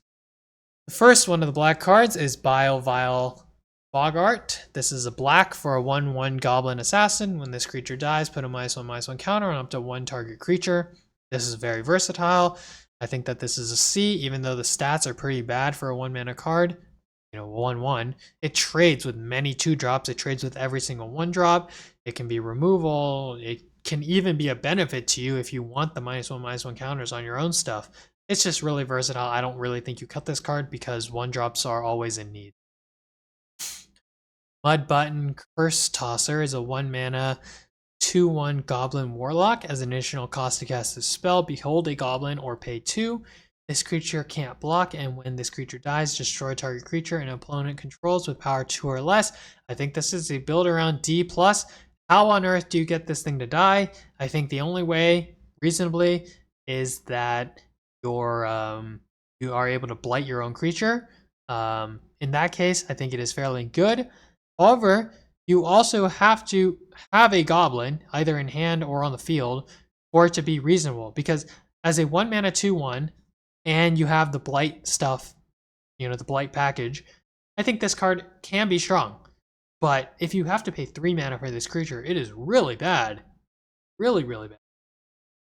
Okay, Requiting Hex is a black mana for an instant. As an additional cost to cast this spell, you may blight 1, destroy target creature with mana value 2 or less. If this spell's additional cost was paid, you gain 2 life. I think that this card is a B. I think you will usually be able to find a target for this. I think the blight is something you do probably quite rarely and only when it is a benefit to you, or sometimes you play it when it's a benefit to you, which is great because you get to blight and you get to gain life. But I think there will be a relevant target. I think when you go second, this can really help you. You can imagine a line such as it's your turn 1, you play a swamp, you pass the turn, your opponent plays something on 2, and at instant speed, you get to destroy it. That really gains back the tempo significantly. You are therefore in a winning position if you are able to do that. So in that case, yeah, I think Requiting Hex is good. Scarred Blade's Malice is an instant that costs black. Target creature you control gains Death Touch and Lifelink until end of turn. When that creature dies this turn, create a 2/2 black and green elf creature token. I think that this is a C. I think compared to some cards in the past, one thing that's good about it is that first, it costs 1 mana, and second, that it works on tokens, which is cool. Some of these cards, they say that the card or the creature basically comes back to the battlefield tapped or something like that, and so it doesn't work on tokens. But this works on tokens, and you get a 2/2. Maybe you find some way to use this. Okay, Auntie's Sentence. 1 and a black for a sorcery. Choose one. Target opponent reveals their hand. You choose a non-land permanent card from it. That player discards that card. Or target creature gets -2/2 until end of turn. I think this card is flexible enough where it can be a C. I know there's cards like Dialy's Indoctrination, which were not very good. But I think the ability to make it removal makes it good enough. Obviously, a 2-mana sorcery that gives -2/2 is below the curve. That's not even worth 1 mana, but the flexibility makes it worth it. I think it's a C. And part of the reason I'm giving relatively, loose or liberal grades on these black cards is because the removal seems pretty weak in this set for the common and uncommon slots in black. So I have to just bump up the black removal when it's available. You'll see what I mean as I go through the rest of the black commons. The next card, Barbed Bloodletter. This is 1 and a black for an equipment artifact. It has flash. When this creature enters, attach it to target creature you control. That creature gains Wither until end of turn. Wither means that the creature deals damage in the form of -1/-1 counters.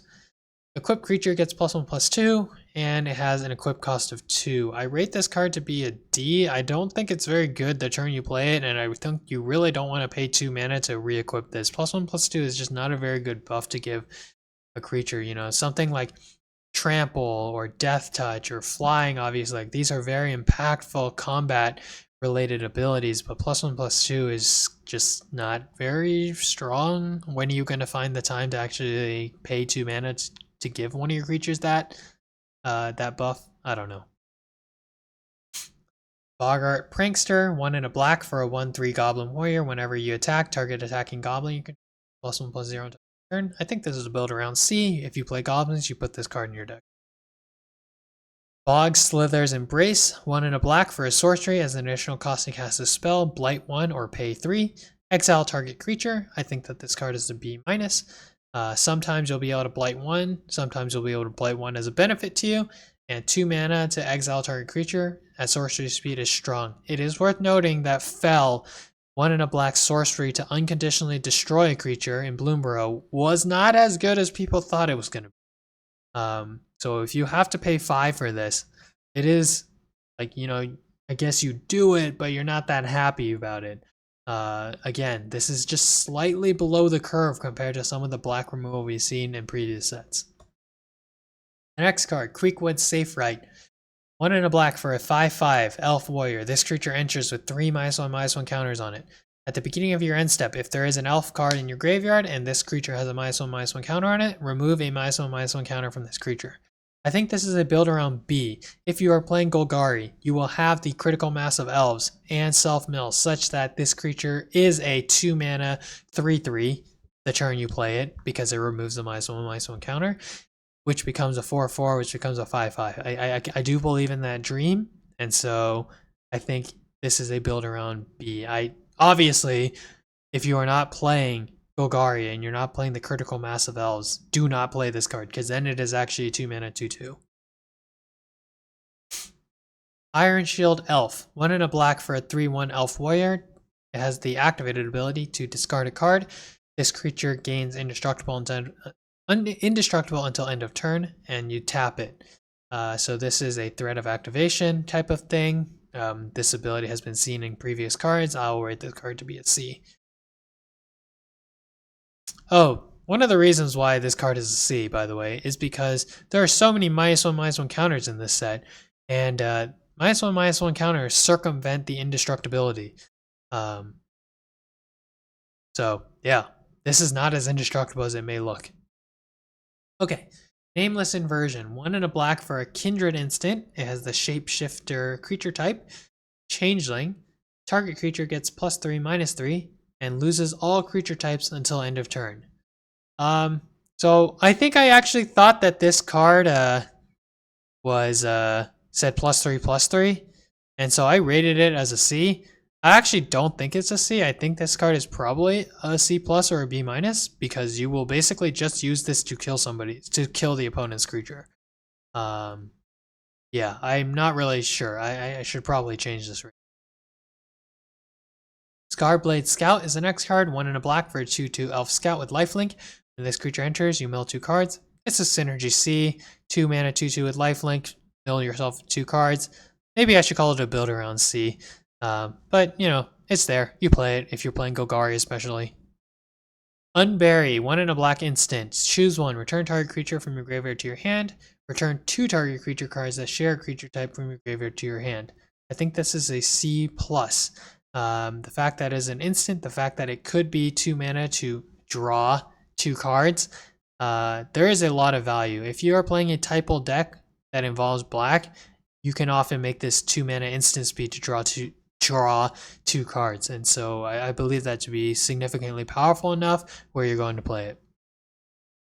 Light Rot, 2 and a black for an instant. Put 4 -1/-1 counters on target creature. I think that this is a C. I wish it was just exile or destroy a creature.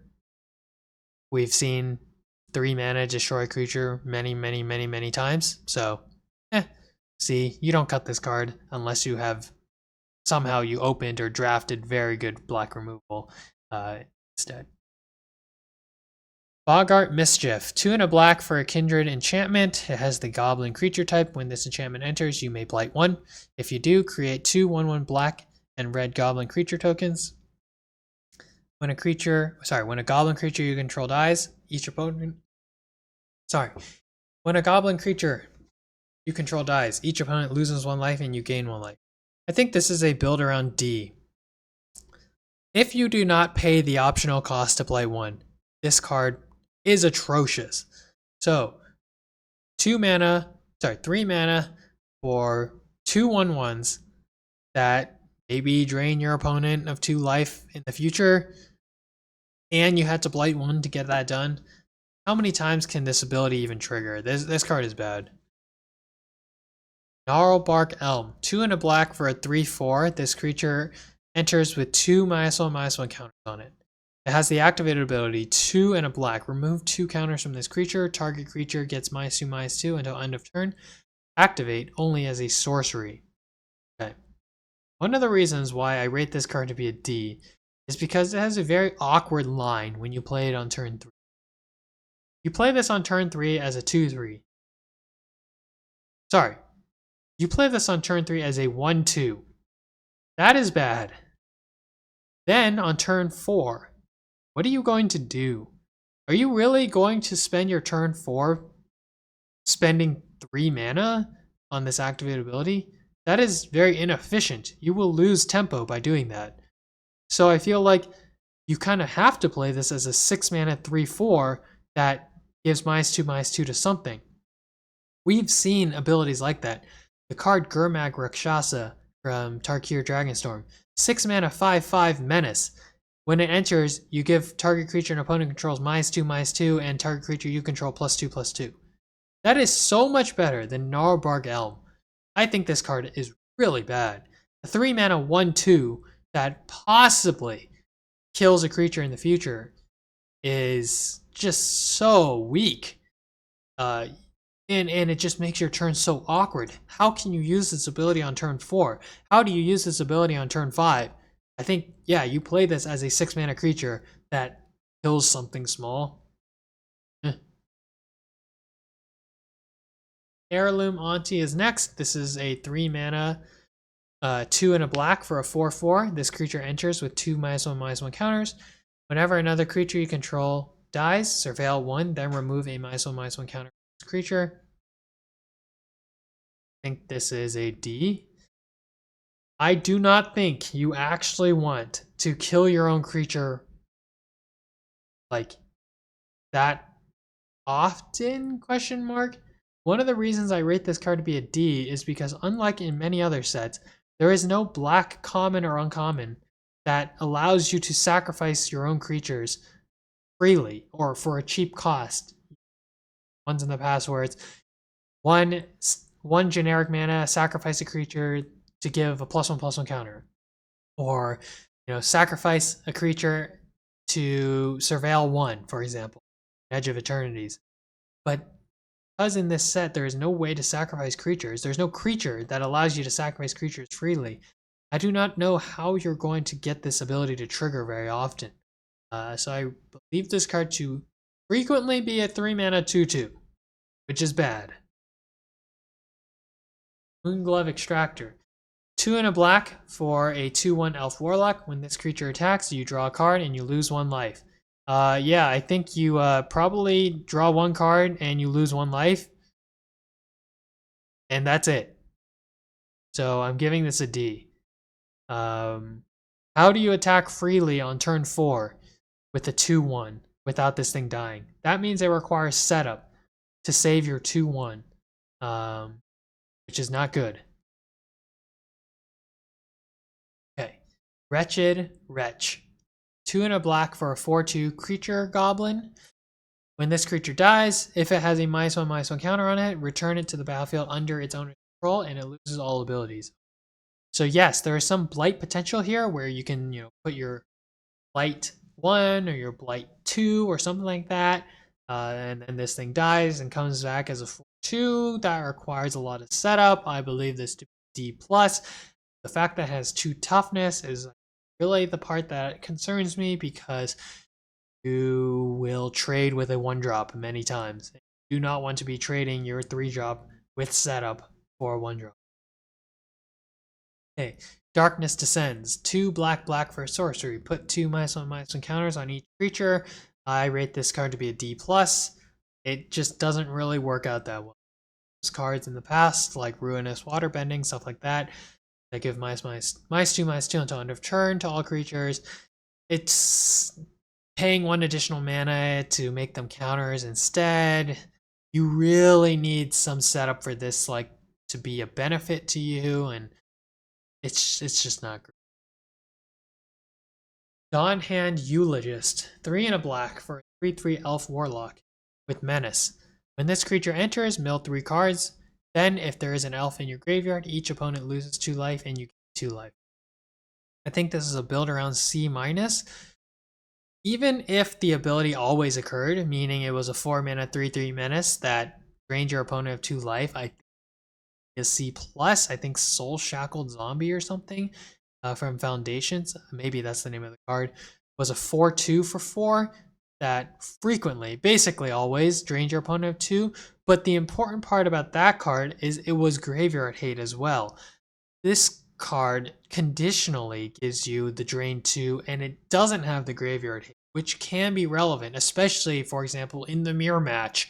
Or, white also has some ability to, reincarnate creatures. So, yeah, even a 4-mana 3/3 with Menace that drained your opponent of 2 life on entry would not be that strong. So I'm giving this a build around C-, because sometimes you just get a 3, and that's pretty bad. Dream Caesar. 3 and a black for a 3/2 fairy rogue with flying. When this creature enters, you may blight 1. If you do, each opponent discards a card. I think this is build around C-. On the baseline, this is a 4-mana, effectively a 2/1 with flying, and your opponent discards a card. That is really bad. So if you can make the -1/-1 counter something that benefits you, or it kind of reduces the cost, maybe you have something really, really big that can soak up a lot of -1/-1 counters, then sure, it may be played. But without that, it is really bad. Graveshifter. This is 3 and a black for a 2/2 shapeshifter. It has Changeling, and when this creature enters, you may return target creature card from your graveyard to your hand. This is Gravedigger with some minor upside. I'm rating it as a C-. Gut Splitter Gang. 3 and a black for a 6/6 Goblin Berserker. At the beginning of your first main phase, you may blight 2. If you don't, you lose 3 life. Okay. I'm rating this card to be a B. I believe I have this as the highest rated common or uncommon black creature. The reason for that is I don't think you really blight 2 ever. I think this is a 4-mana 6/6 that makes you lose 3 life each turn.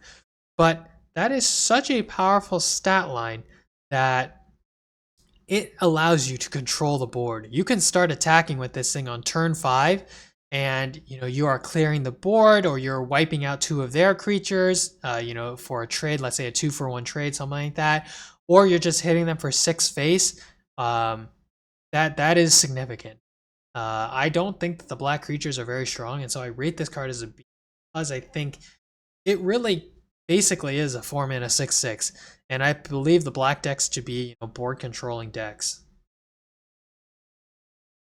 Nightmare Sour, 3 and a black for a 2/3 fairy assassin with flying and lifelink. Whenever you cast a spell during an opponent's turn, you can put a -1/-1 counter on up to 1 target creature. I think this is a B-. You compare this card to some others in the past.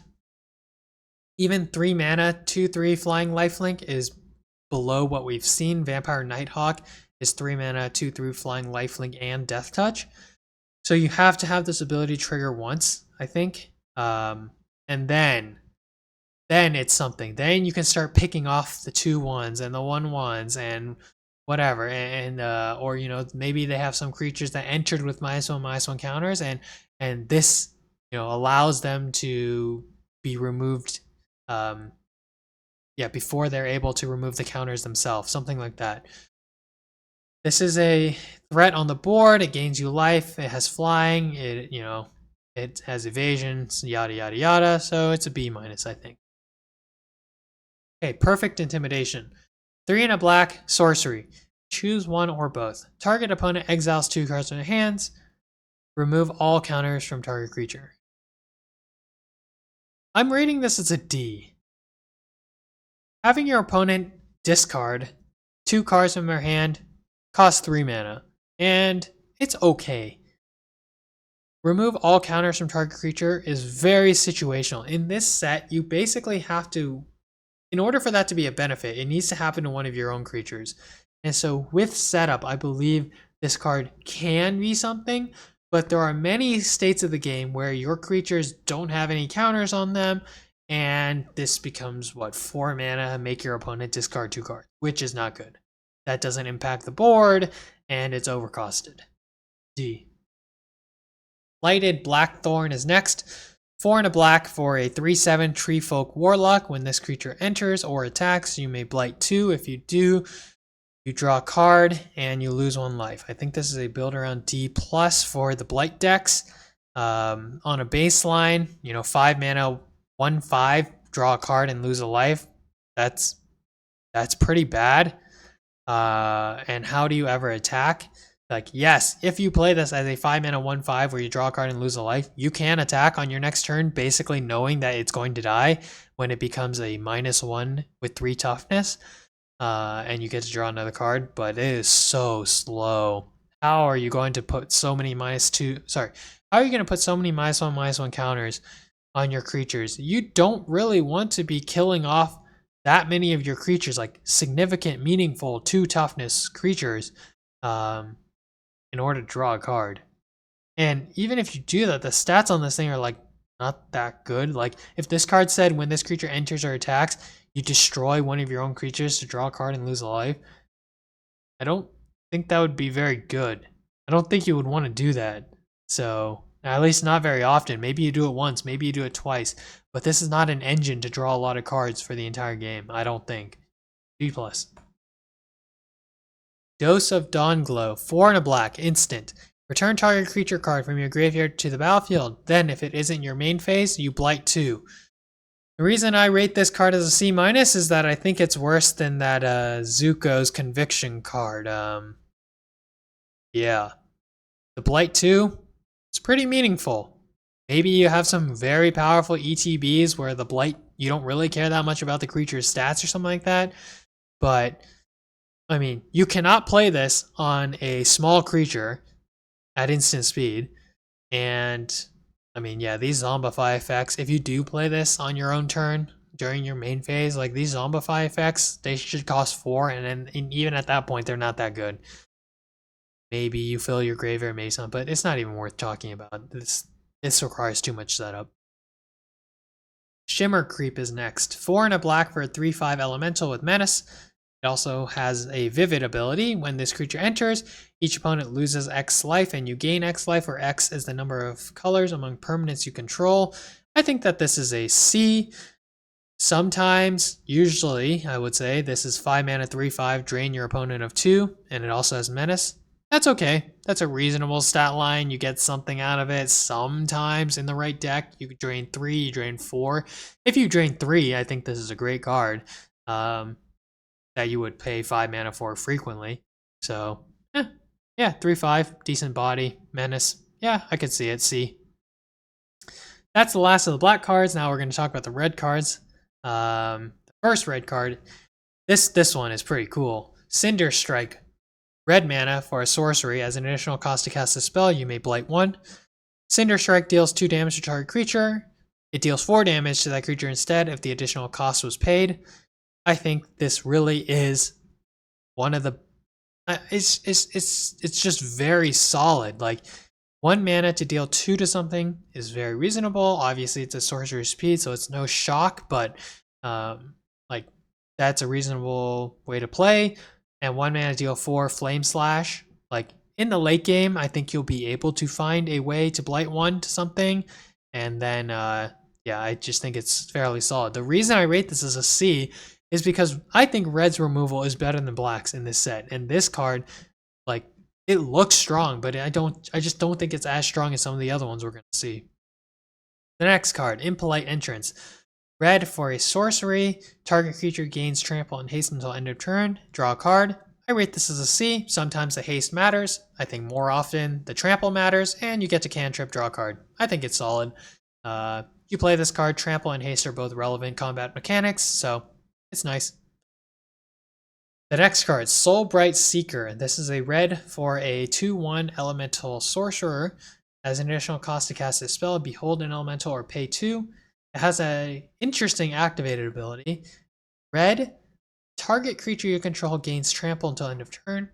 If this is the 3rd time this ability has resolved this turn, add red, red, red, red. Okay. I rate this card as a build around B. Obviously, you only play this card in the elemental deck. You do not play this creature for 3 mana. You behold an elemental to play this for 1.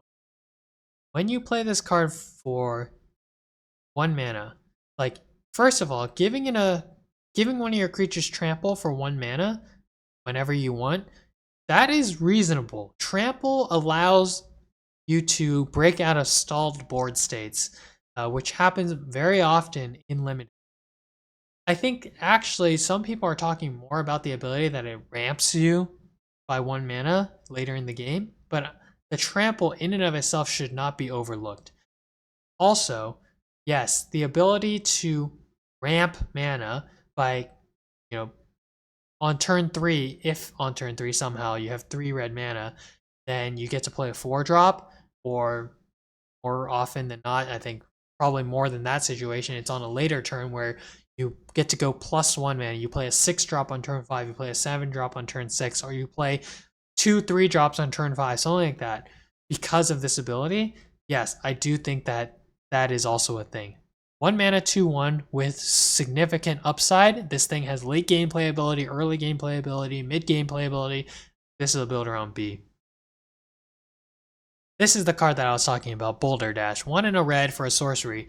Boulder Dash deals 2 damage to any target and 1 damage to any other target. When you look at so many of the creatures in this set and you see so many 1/1 tokens, you see so many Kithkin and Merfolk and Goblins, this is frequently 2 mana to destroy 2 creatures your opponent controls. Sometimes, maybe you're sad, you get to destroy a 2-drop and deal 1 to your opponent's face, but that's not that bad. So I think this card has a lot of flexibility for what it is. Okay, now the card that I think is even better than Boulder Dash, Explosive Prodigy. 1 in a red for a 1/1 elemental sorcerer. When this creature enters, it deals X damage to target creature an opponent controls, where X is the number of colors among permanents you control.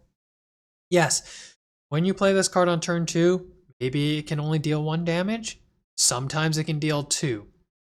And when it can deal 2 in the future, it is a very good 2 mana card. I rate this as a B+. I think you basically play this in every red deck because it is often going to be 2 mana 1/1 that deals 2 damage to target creature. When it does 3 damage, when it does 4 damage in those decks, if you have, or maybe you have the elemental double the trigger abilities card, yeah, this card can get out of control for a 2 mana creature. The next card, Flame Chain Mauler. 1 in a red for a 2/2 elemental warrior. It has the activated ability 1 in a red. This creature gets +1/+0 and gains menace until end of turn. I think it's a D. I don't think you're very happy to play this. I think it's like, how many times are you going to activate the ability? It also costs 2 to activate it. It's like, how many times can you pump it? You don't really want to be spending mana this way. The next card, Flame Braider. 1 in a red for a 2/2 elemental bard. Tap, add 2 mana of in any combination of colors. Spend this mana only to cast elemental spells or activate abilities of elemental sources. This is a build around. When you combine this with that 1 mana, like 2/1, where you have to behold an elemental, like that is an insane line. You will be able to play. That right? You will be able to play a 6-drop on turn 3 if you play that 1-drop on turn 1 and you play this on turn 2. Like, that is insane. There are lines in which playing those 2 cards without your opponent being able to remove them, turn 3 you win the game. So yeah, in any case, if you are playing the elementals, you always play this card. The elementals have enough activated abilities. There are enough elementals in this set where if you build your deck to have a lot of elementals, this will be very, very, very strong. Okay, the next card, Giant Fall. 1 in a red for an instant. Choose 1. Target creature you control deals damage equal to its power to target creature an opponent controls. Second option, destroy target artifact. This card draws a lot of comparisons to a Braid, which has 2 options to destroy target artifact or deal 3 damage to target creature. Okay, first of all, why is a red card getting the bite ability? I'm not really sure if that is, why they are exploring that design space, but whatever. Sometimes this card is better than a Braid, but I believe usually it is worse. I think the reason why I think it's usually worse is not because I think you usually can't do 3 damage to something. It's that when you don't have a creature, it is really bad. Like, when you are behind on the board, this card almost doesn't do anything. There's not that many artifacts, and sometimes, like, it's just like there's better red removal. For 2 mana, there's plenty of other things you can do. And one of the, what I believe to be the best red card, uncommon or common in the set, is also a 2 mana instant. So I rate this as a C+. It's reasonable, but I just think it's worse than some of the other options. I think it's worse than Boulder Dash and worse than another card we're going to see. Bristle Glutton. This is 1 in a red for a 1/3 Goblin Scout. Tap, Blight 1, discard a card. If you do, draw a card. I think this is Synergy C. I think you usually are going to play this card because a 2 mana 1/3 that allows you to rummage a few times is quite reasonable. It doesn't really matter what its attack is. I think generally you're going to use this to blight and to rummage 1, 2, 3 times, something like that. So yeah, I think it's a C, and sometimes that you can use the -1/-1 counters to your advantage. So Synergy C. Lasting Tarfire is next. 1 in a red for an enchantment. At the beginning of each end step, if you put a counter on a creature this turn, this enchantment deals 2 damage to each opponent. I think this is a build around C. I think you can look at this and think, wow, that looks pretty bad. But with the number of -1/-1 counters out there in this set, I think you can build a deck in which this card deals 6 damage over the course of the game. And 2 mana to deal 6 damage is very strong. And if you have 2 of these somehow, it can get out of control. You will win the game very, very quickly. Okay, next. Reckless Ransacking. 1 in a red for an instant. Target creature gets +3/+2 until end of turn, and you create a treasure token. I think this is a C. You get some value, you get some stats. Maybe you get to trade up on something, and you get the treasure. So, C. Not too enthused. I don't really like combat tricks. Notably, if your creature gets removed before this resolves, you do not get the treasure. So keep that in mind. That's part of the reason why I'm not so hot on this card. All right, here it is. The best red card, common or uncommon, in the set. Seer. 1 in a red, instant. Seer deals 4 damage to target creature or planeswalker. First of all, there are not that many things in this set that deal damage to planeswalkers. And second, 2 mana deal 4 at instant speed is insane. This is far and away better. I mean, this is better than Lightning Strike. I think the existence of this card, it is so strong that you have to lower your mental model of how strong any creature is that has 4 toughness. Because any creature with 4 toughness can be removed for 2 mana. Yes, it's an uncommon. But anytime you play against a red deck, you have to be afraid that anything you play, any 4-drop, any 5-drop you play that can be that has 4 or less toughness can be removed for 2 mana. And that can be a game-losing play. So that is why I think this is a format warping card, Seer. I rate this as B+. I almost want to rate this as an A- because it is that insane. Okay, next. Warren Torchmaster. This is 1 in a red. For a 2/2 Goblin Warrior, at the beginning of combat on your turn, you may blight 1. When you do, target creature gains haste until end of turn. I think this is a B-, question mark. Maybe I should have added the build around or the synergy B-. I think the ability to wait and give the creature you actually want to give haste in the future is quite meaningful, and I probably should have marked this as build around B- because yes, you giving -1/-1 counters to your creatures. Imagine that white creature where you pay 2 mana and remove a counter to draw a card. Like, you can play this card in a Boros deck with that card because that allows you to give a creature haste and draw a card each turn. That is an engine that wins you the game when those 2 cards are out on the battlefield. So for that reason, I rate this as a build around B-. I want to say. I think if you don't have the ability to take advantage of the -1/-1 counters, then it's probably like a C-. I should probably go back and adjust the rating here. Brambleback Brute. This is 2 in a red for a 4/5 Giant Warrior. This creature enters with 2 -1/-1 counters. Activated ability, 1 in a red, remove a counter from this creature. Target creature can't block this turn. Activate only as a sorcery. The reason why this card is a C and other cards may be rated lower is because I believe there is a line in which you actually spend your 4th turn removing 2 counters to attack as a 4/5 that is basically unblockable.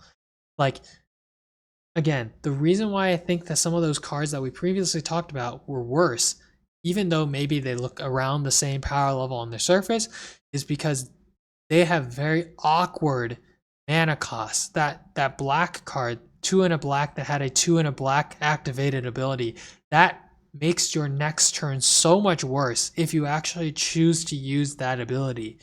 It is very awkward line, whereas here you can spend 4 mana to do something proactively, I guess. Like, you will have an attacking 4/5 on turn 4, which is good with setup.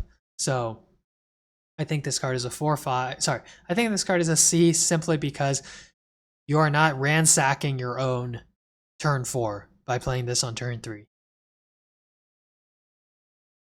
The next card, Burning Curiosity, 2 in a red. Sorcery. As an additional cost to cast a spell, you may blight 1. Exile the top 2 cards of your library. If this spell's additional cost was paid, exile the top 3 cards instead. You may, until the end of your next turn, you may play those cards. I actually want to rate this higher. I think I want to rate this as a C+ instead of as a C. In the late game, this is 3 mana, draw 3 cards, which is very strong.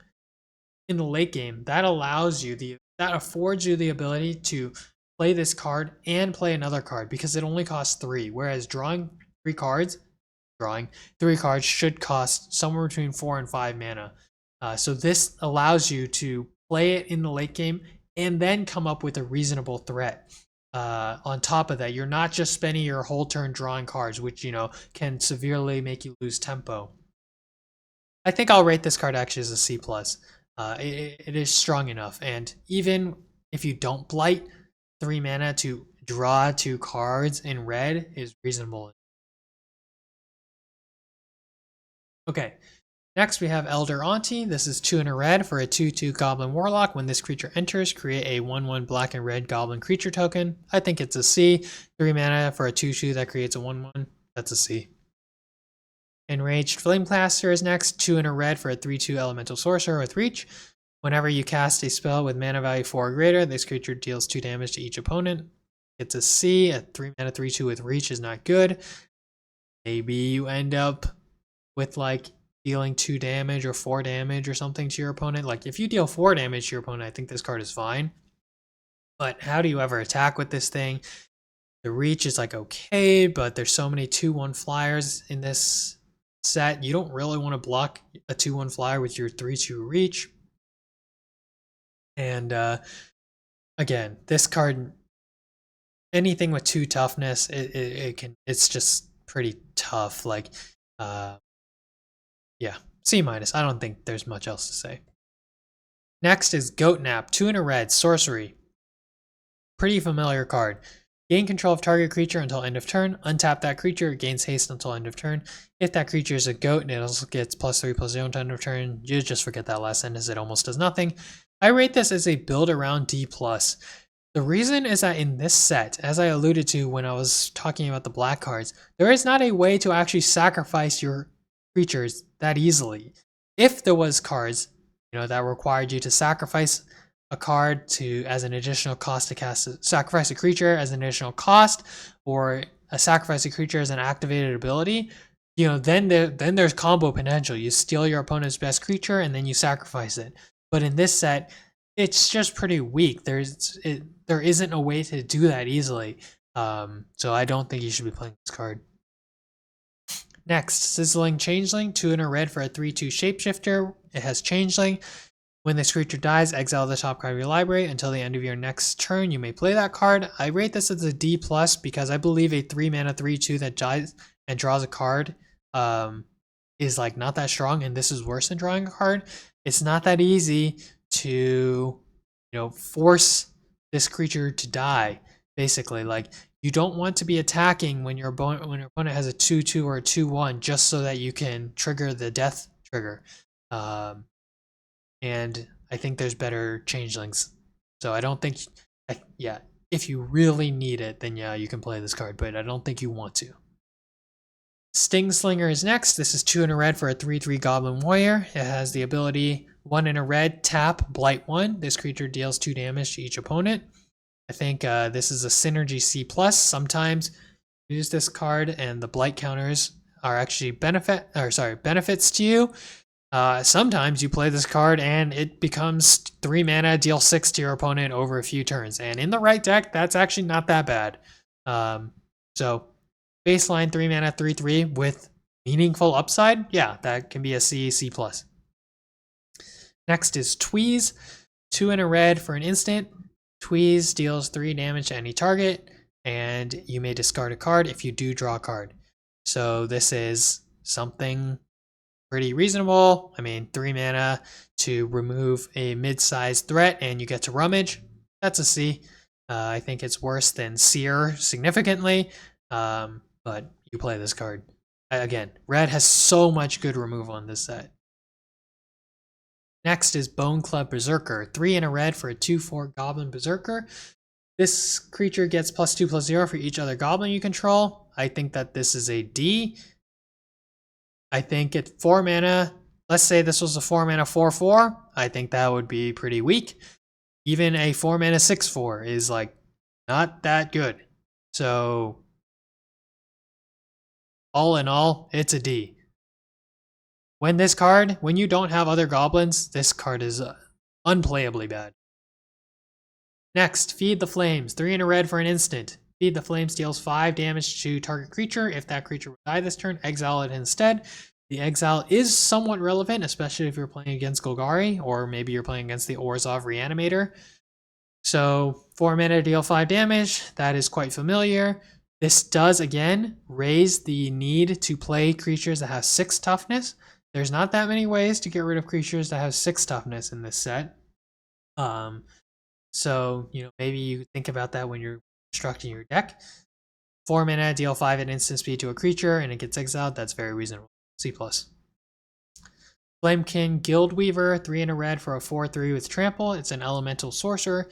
This creature enters, you create a treasure token. I think it's a C-. I think it's slightly below the curve. Yes, you get the treasure immediately, but when you compare this, for example, to that Noggle or something, it was 3 mana, 3/3. When it enters and dies, you get a treasure. This is markedly worse than that card. Okay, next, Kindle the Inner Flame. I already talked about this card. This is 3 and a red for a sorcery with the elemental creature type. It has a bunch of words. This is an F. Do not play this card. It is atrocious. Sourbread Auntie. 2 red for a 4/3 Goblin Warrior. When this creature enters, you may blight 2. If you do, create 2 1/1 black and red Goblin creature tokens. Which means at the worst, this is 4 mana for a 2/1 that summons 2 1/1s. That's okay. I would rate that as like maybe a C- card on its own, and sometimes it's better for you, so I'll give it a C. Squawk Roaster is next. I barely even want to talk about this card. This is 3 and a red for a star 4 elemental. It has double strike. Squawk Roaster's power is equal to the number of colors among permanents you control. So at worst, it's a 4 mana 1/4 double strike. That is a bad card. Sometimes it's a 4 mana 2/4 double strike. That is a bad card. So I don't think this is worth talking about. This is a D. Boldweir Aggressor is a 3 red for a 2/5 giant warrior with double strike. Other giants you control have double strike. This is also a D. There's not that many giants in this set, and a 5 mana 2/5 double strike is a bad card. Polwrath Zealot. 5 and a red for a 6/5 elemental warrior. When this creature enters, exile the top card of your library. Until the end of your next turn, you may play that card. It also has basic land cycling for 1 and a red. I think this card is a D because it is unlikely, except in the extreme late game, that you are able to play the other card on the turn that you play this card. Like, okay, it is kind of like 6 mana draw a card. 6 mana 6/5 draw a card, but I don't know. Maybe it's like a C-. 6 mana 6/5 to draw a card is fine, but 6 mana is so much. This is just going to get removed or something. I think I'll change it to a C-, but I'm not that enthused. The basic land cycling is nice. And now we're on to the green cards.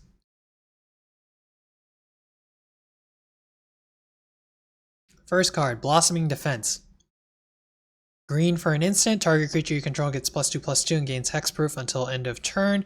This is kind of reminiscent of Stoneskin Veil, I believe. I rate this as a C. Combat trick, you get +2/+2 and hexproof. You're mainly using this to dodge removal or fizzle removal. Again, it's similar to Octopus form. So yeah, C, maybe C+. Virulent Emissary. This is green for a 1/1 elf assassin with death touch. When another creature you control enters, you gain 1 life. From face value, this card is crazy. I'm going to rate it as a C+ because a 1 mana 1/1 death touch is like, okay. I mean, it's a good card. You play that card, but like, I'm just surprised. That triggered ability is pretty interesting. Like, yeah. That's a lot of text for a 1 mana 1/1. The next card. This card's pretty exciting. Assert Perfection. 1 and a green for a sorcery. Target creature you control gets +1/+0 until end of turn. It deals damage equal to its power to up to 1 target creature an opponent controls. I think this card is probably better than Felling Blow, which was an excellent card. First, it costs 2. Yes, I know it doesn't give the counter, but the ability to have +1/+0 means now you can trade up. Now when you're behind on the board, your 3-drop might be able to kill their 4-drop. Your 2-drop might be able to kill their 3-drop or their 4-drop, something like that. And because it costs 2 mana, let's say you play this on turn 4, you kill something they have, and then you play another 2-drop. That line is so strong, such a tempo swing, that that I believe that this card is a B. I think it is probably the best green removal, common or uncommon. However, the best common or uncommon green card I believe to be Dundulin Weaver. 1 and a green for a 2/1 Kithkin Druid. When this creature enters, if you control 3 or more creatures, return target permanent card from your graveyard to your hand. I think that this card is a B+. This card, if the conditions are met, is very powerful. Like, the ability unconditionally would easily be at the level of maybe even a mythic, to be honest. And it's important that the card says 3 or more creatures, not 3 or more other creatures. So when you cast this, you need 2 creatures on the board. And a 2/1 for 2 that gets you any card from your graveyard back into your hand, that is so much value. It looks underwhelming, but even at 3 mana, which we've seen, like, that card is playable in draft and in sealed. So at 2 mana, if you meet these pretty easy to meet conditions, yeah, this card can really go off. Yeah, you're not playing this card on turn 2, but when you draw this card or you play this card on turn 5, 6, 7, you draw this card in the late game, it is very powerful. Great Forest Druid, 1 and a green for a 0/4 Tree Folk Druid. Tap to add 1 mana of any color. First, this card is a B. This card is better, I think, than Llanowar Elves, despite the fact that you need to play it on turn 2. You're never attacking with Llanowar Elves anyways, so this thing having 4 toughness is far better than having 1 power and 1 toughness. I know it costs 2 mana, but it adds a mana of any color. This card enables you to play more than 2 colors. One of the problems with all of those, Fyndhorn Elves, Llanowar Elves, whatever, is that the color that you get is the same as the color the card costs. And so if you don't draw the land for your other colors that you play in your deck, that is not assisting you in your deck strategy. But 2 mana for a 0/4 that allows you to play the rest of the cards in your deck unconditionally, that is very powerful. That smooths out your mana. This ramps you. It flushes out your mana base so much. So I think this is a B. Maybe not from like pure power perspective, but from the fact that you do not cut this card. I think almost in any circumstance you do not cut this card, to be clear. The next card, Lis Alana Dignitary. 1 and a green for a 2/3 Elf Advisor. As an initial cost to cast this spell, behold an elf or pay 2. Tap to add green. Activate only if there is an elf card in your graveyard. I think this is a build around B. Even if you have enough elves to play this in green, I don't know if you play this unless you're in Golgari, because you need the elf in your graveyard. A 2 mana 2/3 where you can't activate the ability is not that strong, especially because you had to either control an elf or reveal an elf in your hand. And so I think in Golgari specifically, this is very strong. This allows you to play a 5-drop on turn 3 when the conditions are met. And so in Golgari, if you can meet these conditions, like, you can win games very quickly. So build around B. Lis Alana Informant is the next card. 1 and a green for a 3/1 Elf Scout. When this creature enters or dies, surveil 1. C+, we've seen this type of card many times, and it has a relevant card type. And Surveil in the elf deck is strong. You can, purposely get rid of your elves and put them in the graveyard in order to start activating some of your abilities, etc., etc., etc. The next card, Midnight Tilling. 1 and a green for an instant. Mill 4 cards, then you may return a permanent card from among them to your hand. This is worse than Cash Grab, I believe. I think strictly worse, but maybe I'll be corrected. But yeah, it's reasonable. Synergy C, especially in the elf deck. Next card, Morkant's Eyes. This is 1 and a green for an enchantment with the elf creature type. At the beginning of your upkeep, surveil 1. It has an activated ability, 4 green, sacrifices enchantment. Create X 2/2 black and green elf creature tokens, where X is the number of elf cards in your graveyard.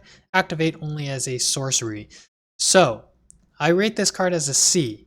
1 and a green to surveil 1 on your upkeep is pretty weak, but you will always, quote unquote, get at least 1/2/2 from the ability, because the sacrifice is part of the cost. So it will see itself in the graveyard before the ability resolves. Therefore, because this card has the elf creature type, you will always get the 2/2. So in the late game, you can get at least 1 2/2, maybe 2 2/2s. I mean, sometimes this is 6 mana, you get 3 or 4 2/2s, and that is great. So in the right deck, in the elf deck, this is a C. I should have added the build around. The next card, Shimmer Wild's Growth. 1 and a green for an enchantment. This enchants a land. Enchanted land. So as this aura enters, choose a color. Enchanted land is the chosen color. Whenever enchanted land is tapped for mana, its controller adds an additional 1 mana of the chosen color. I think this is a build around C. Here are the reasons for it. Number 1, Vivid is a real mechanic in this set. This card allows that Shine Striker or whatever card to draw 3 cards as a 6 mana 3/3 flying, draw 3 cards, for example. But also, this card enables the 3 color decks if you want to play a 3 color deck. Vivid gets dramatically better when you're talking X equals 3 instead of X equals 2. Both for the cards that get reduced in cost as well as the ones that have, enter abilities or something. Also, land removal is so rare, and I don't even know if there is a way, realistically, to remove someone's lands, where this basically is rampant growth, question mark. Like, how is somebody going to destroy this enchantment? I don't know. So, build around C. Surly Farrier is 1 and a green for a 2/2 Kithkin Citizen. Tap, target creature you control gets +1/+1 and gains vigilance until end of turn. Activate only as a sorcery. I think that this card is a C. 2 mana 2/2 with upside, that's fine. And +1/+1 and vigilance until end of turn, that can be a real ability. Like, some people think of vigilance as being like defensive, but vigilance is probably an offensive ability many times because you allow yourself to attack knowing that you still have the block. So it enables attacks is basically what I'm saying. C. Thought-Weft Charge is next. 1 and a green for an instant. Target creature gets +3/+3 until end of turn. If a creature entered the battlefield under your control this turn, draw a card. I rate this as a C+ because I believe the if condition to be relatively easy to enable. So if this card is 2 mana, giant growth, and draw a card, that's really, really strong. C+. Chomping Changeling, sideboard card, 2 and a green for a 1/2. When it enters, destroy up to 1 target artifact or enchantment.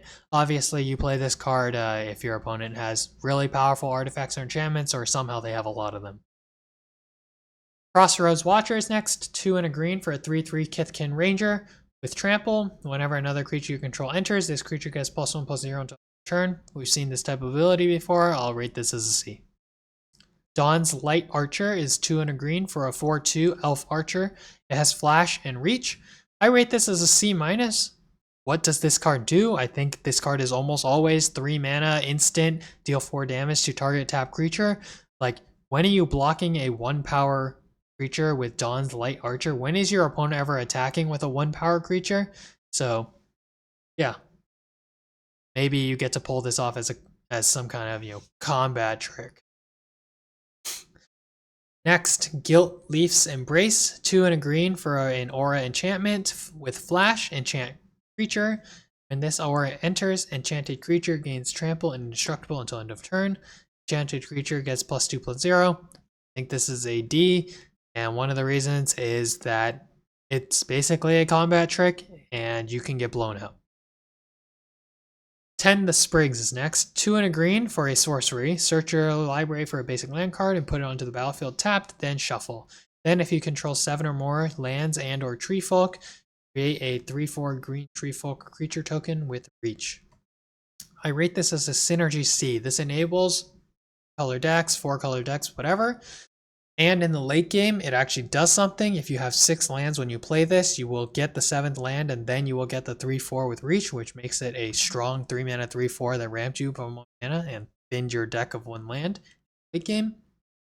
So, Synergy C. I don't think you really want to play this card in every deck.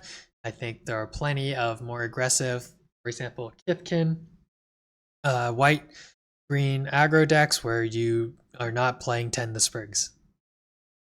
The next card, Unforgiving Aim. 2 and a green for an instant. Choose one. Destroy target creature with flying, destroy target enchantment, create a 2/2 black and green elf creature token. Sideboard, you don't want to play any of these three cards unless your opponent, like you really don't want to play the third ability. But yeah, if your opponent has some big, huge bomb creature with flying, or they're playing blue-black with a lot of fairies, maybe you end up playing this card in the sideboard, but not in the main deck for sure. The next card, Vinebred Brawler. 2 and a green for a 4/2 Elf Berserker. This creature must be blocked if able. Whenever this creature attacks, another target elf you control gets +2/+1 until end of turn. The question is, how do you get this thing to attack more than once? I think very, very, very frequently when you attack with this thing on turn 4 or later, your opponent will have a 2/1, a 2/2, a 2/3, whatever to trade with this thing. And so it becomes a 3 mana 4/2 that gave one of your creatures +2/+1 one time. C-. Next, Bristlebane Outrider. 3 and a green for a Kithkin Knight. It has a 3/5. This creature can't be blocked by creatures with power 2 or less. As long as another creature enters the battlefield under your control this turn, this creature gets +2/+0. I think that this is a B-. I think that frequently in the Kithkin deck, this is a 5/5 that cannot be blocked by creatures with power 2 or less, and I believe that to be a pretty strong card. Luminolusk is the next card. 3 and a green for a 2/4 elemental with Death Touch. When this creature enters, you gain life equal to the number of colors among permanents you control. A 4 mana 2/4 with Death Touch is a bad card. If you gain 2 life when it enters, it is still a bad card. This is a D+. Moon Vigil Adherence. 2 green for a 0/0 Elf Druid with Trample. This creature gets +1/+1 for each creature you control and each creature card in your graveyard.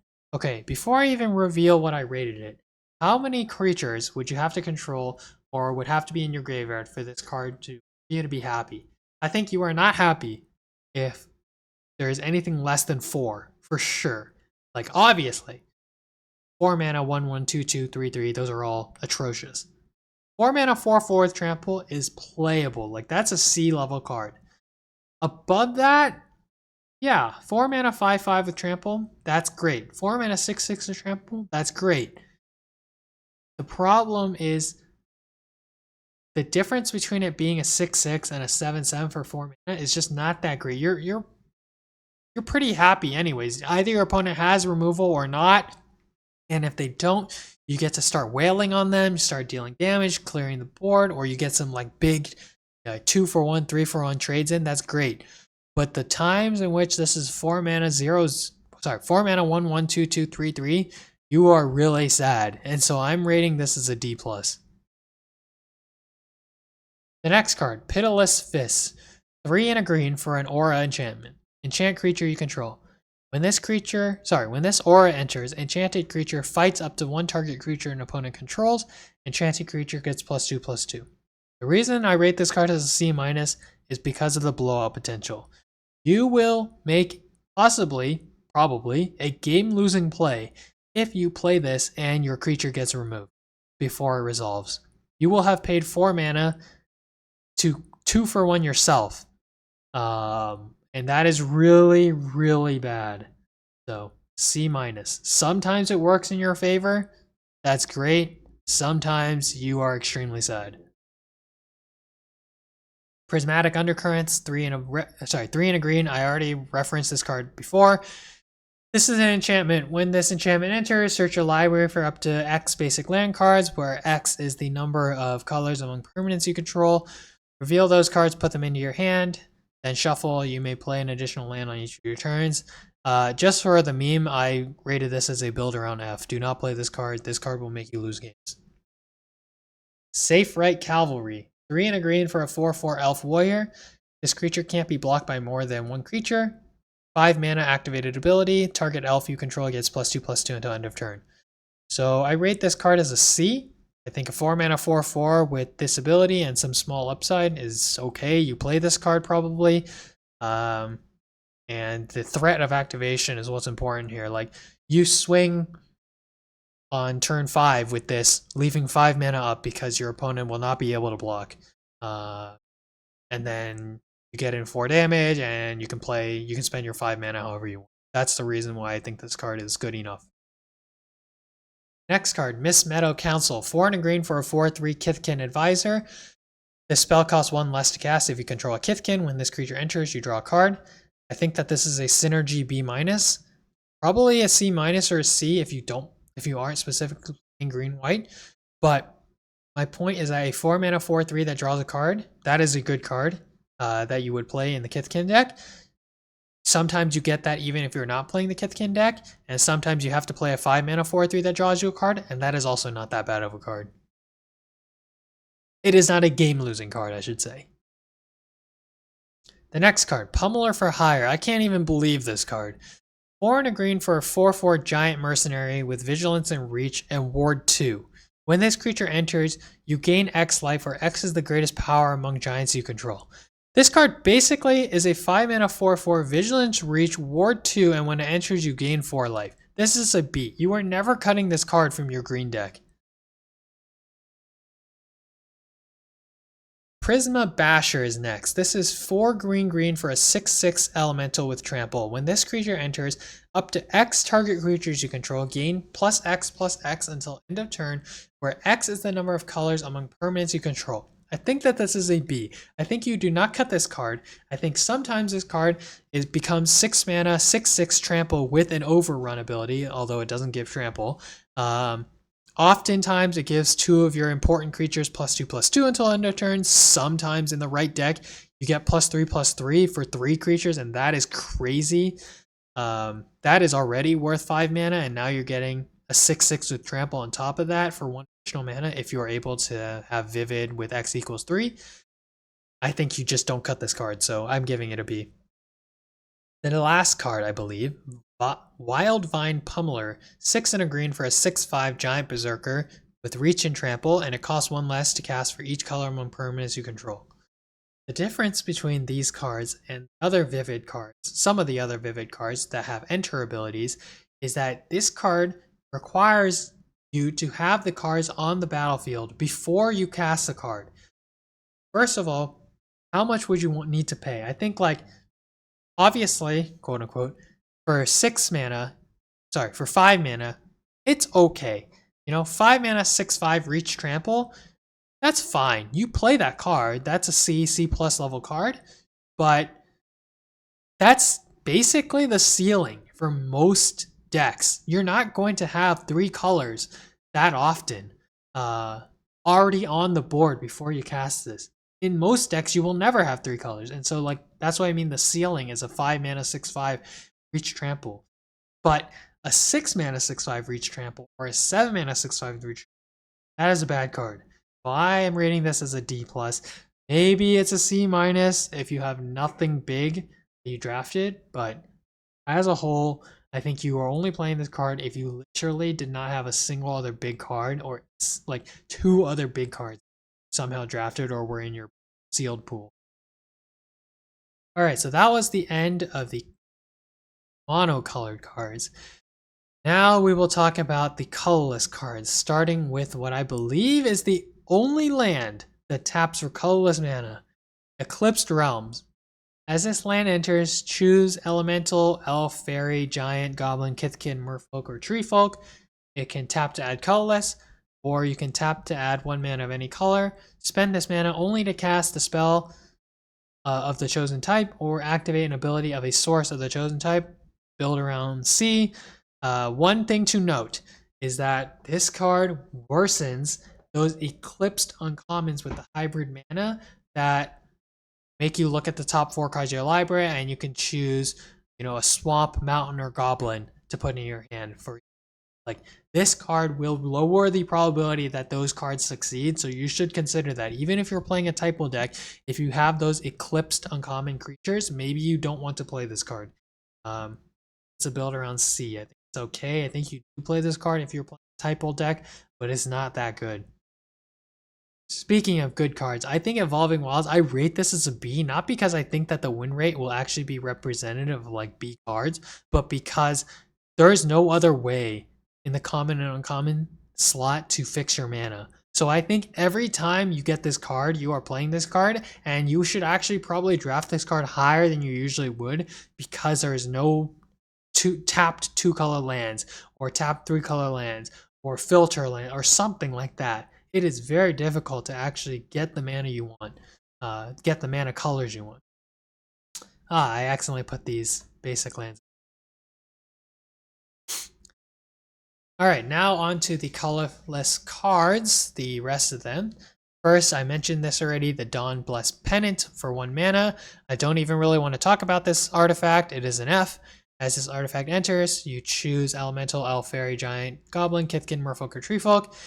Whenever a permanent you control the chosen type enters, you gain 1 life. You can pay 2, tap, and sacrifice this to return target card of the chosen type from your graveyard to your hand. It's really weak. Really weak. Maybe a D in the right typo deck, but I am not playing this card.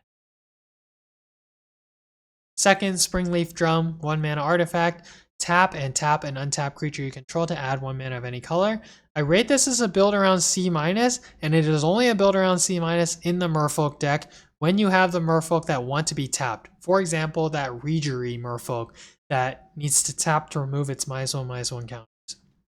In that deck, Springleaf Drum can be played, but generally this is worse, and it is much worse, for example, than Gene Pollinator from Edge of It. Okay, next card, Foraging Wickermaw. 2 mana for a 1/3 artifact creature. It's a Scarecrow. When this creature enters, you surveil 1. You can pay 1 mana to add a mana of any color. This creature becomes that color until end of turn. I marked this as a build around C+ for 2 reasons. Number 1, 2 mana 1/3 to surveil 1 when it enters. Okay. You don't play that card unless you have other intentions, but it's fine. First, filtering mana is important.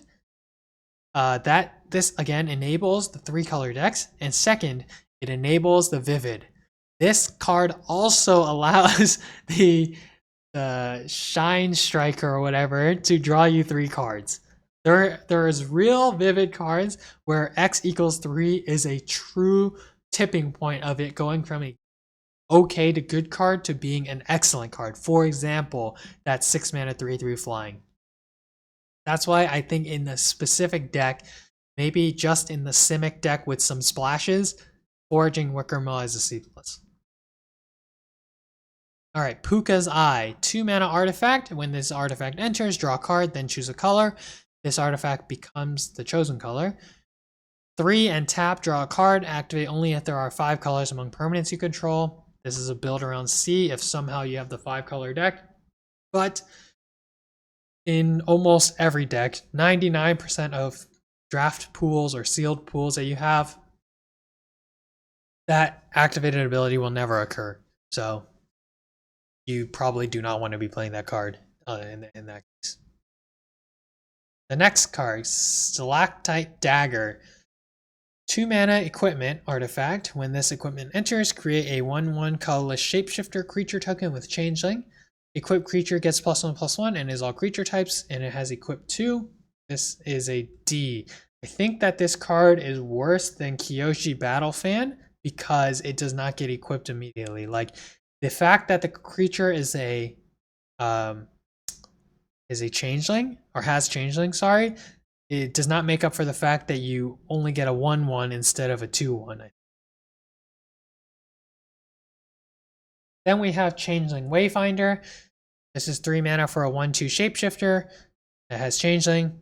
When this creature enters, you may search your library for a basic land card, reveal it, and put it in your hand, then shuffle. I think this is a C. I think it is excellent and worth the extra 1 mana compared to cards we've seen in the past, where the basic land does not end up on top of your library and instead gets put in your hand. So, yeah, I think when you need this card, it'll be there for you. C. Furdock Core, 3 mana for a Kindred artifact with Shapeshifter type. It has the Changeling ability, tap to add 1 mana of any color, and 4 mana, this artifact becomes a 4/4 artifact creature until end of turn, and has all creature types, if that matters to you. I think that this card is a C. Usually you do not want to be playing these 3 mana tap for any color in your deck unless you have, like if you're playing a 2-color deck, you should not be playing this card, generally speaking. But it's okay. Like the fact that it can turn into a 4/4 to block, to attack, whatever, and it is a threat, like, it's okay. And there's very little artifact removal. Alright, Gathering Stone. 4 mana for an artifact. As this artifact enters, choose a creature type. Spells you cast of the chosen type cost 1 less to cast. When this artifact enters and at the beginning of your upkeep, look at the top card of your library. If it is a card of the chosen type, you may reveal it and put it in your hand. If you don't put that card in your hand, you may put it in your graveyard. This card is an F. Don't even consider playing this card. If you play this card, you will markedly hurt your win rate. So yeah. Rooftop Percher. 5 mana, 3/3, shapeshifter with changeling. It also has flying. When this creature enters, exile up to 2 target cards from graveyards. You gain 3 life.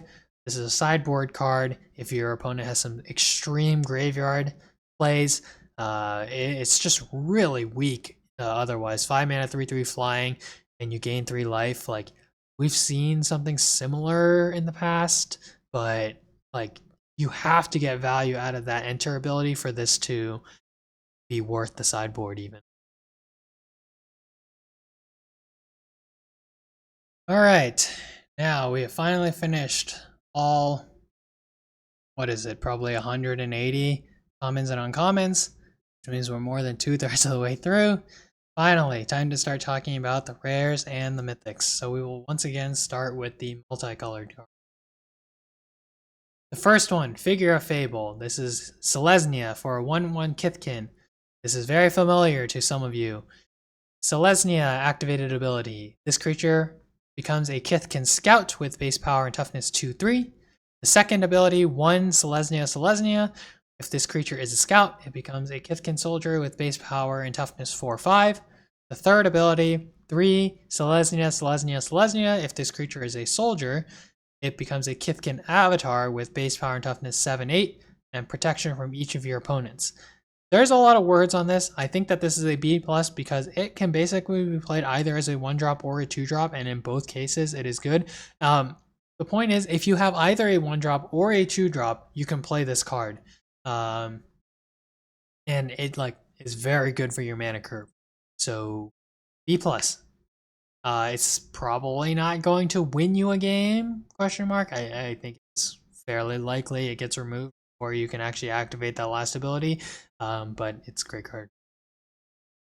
The next card, Abigail, Eloquent First Year, Orzhov for a 1/1 Bird Bard. Legendary. Flying First Strike and Lifelink.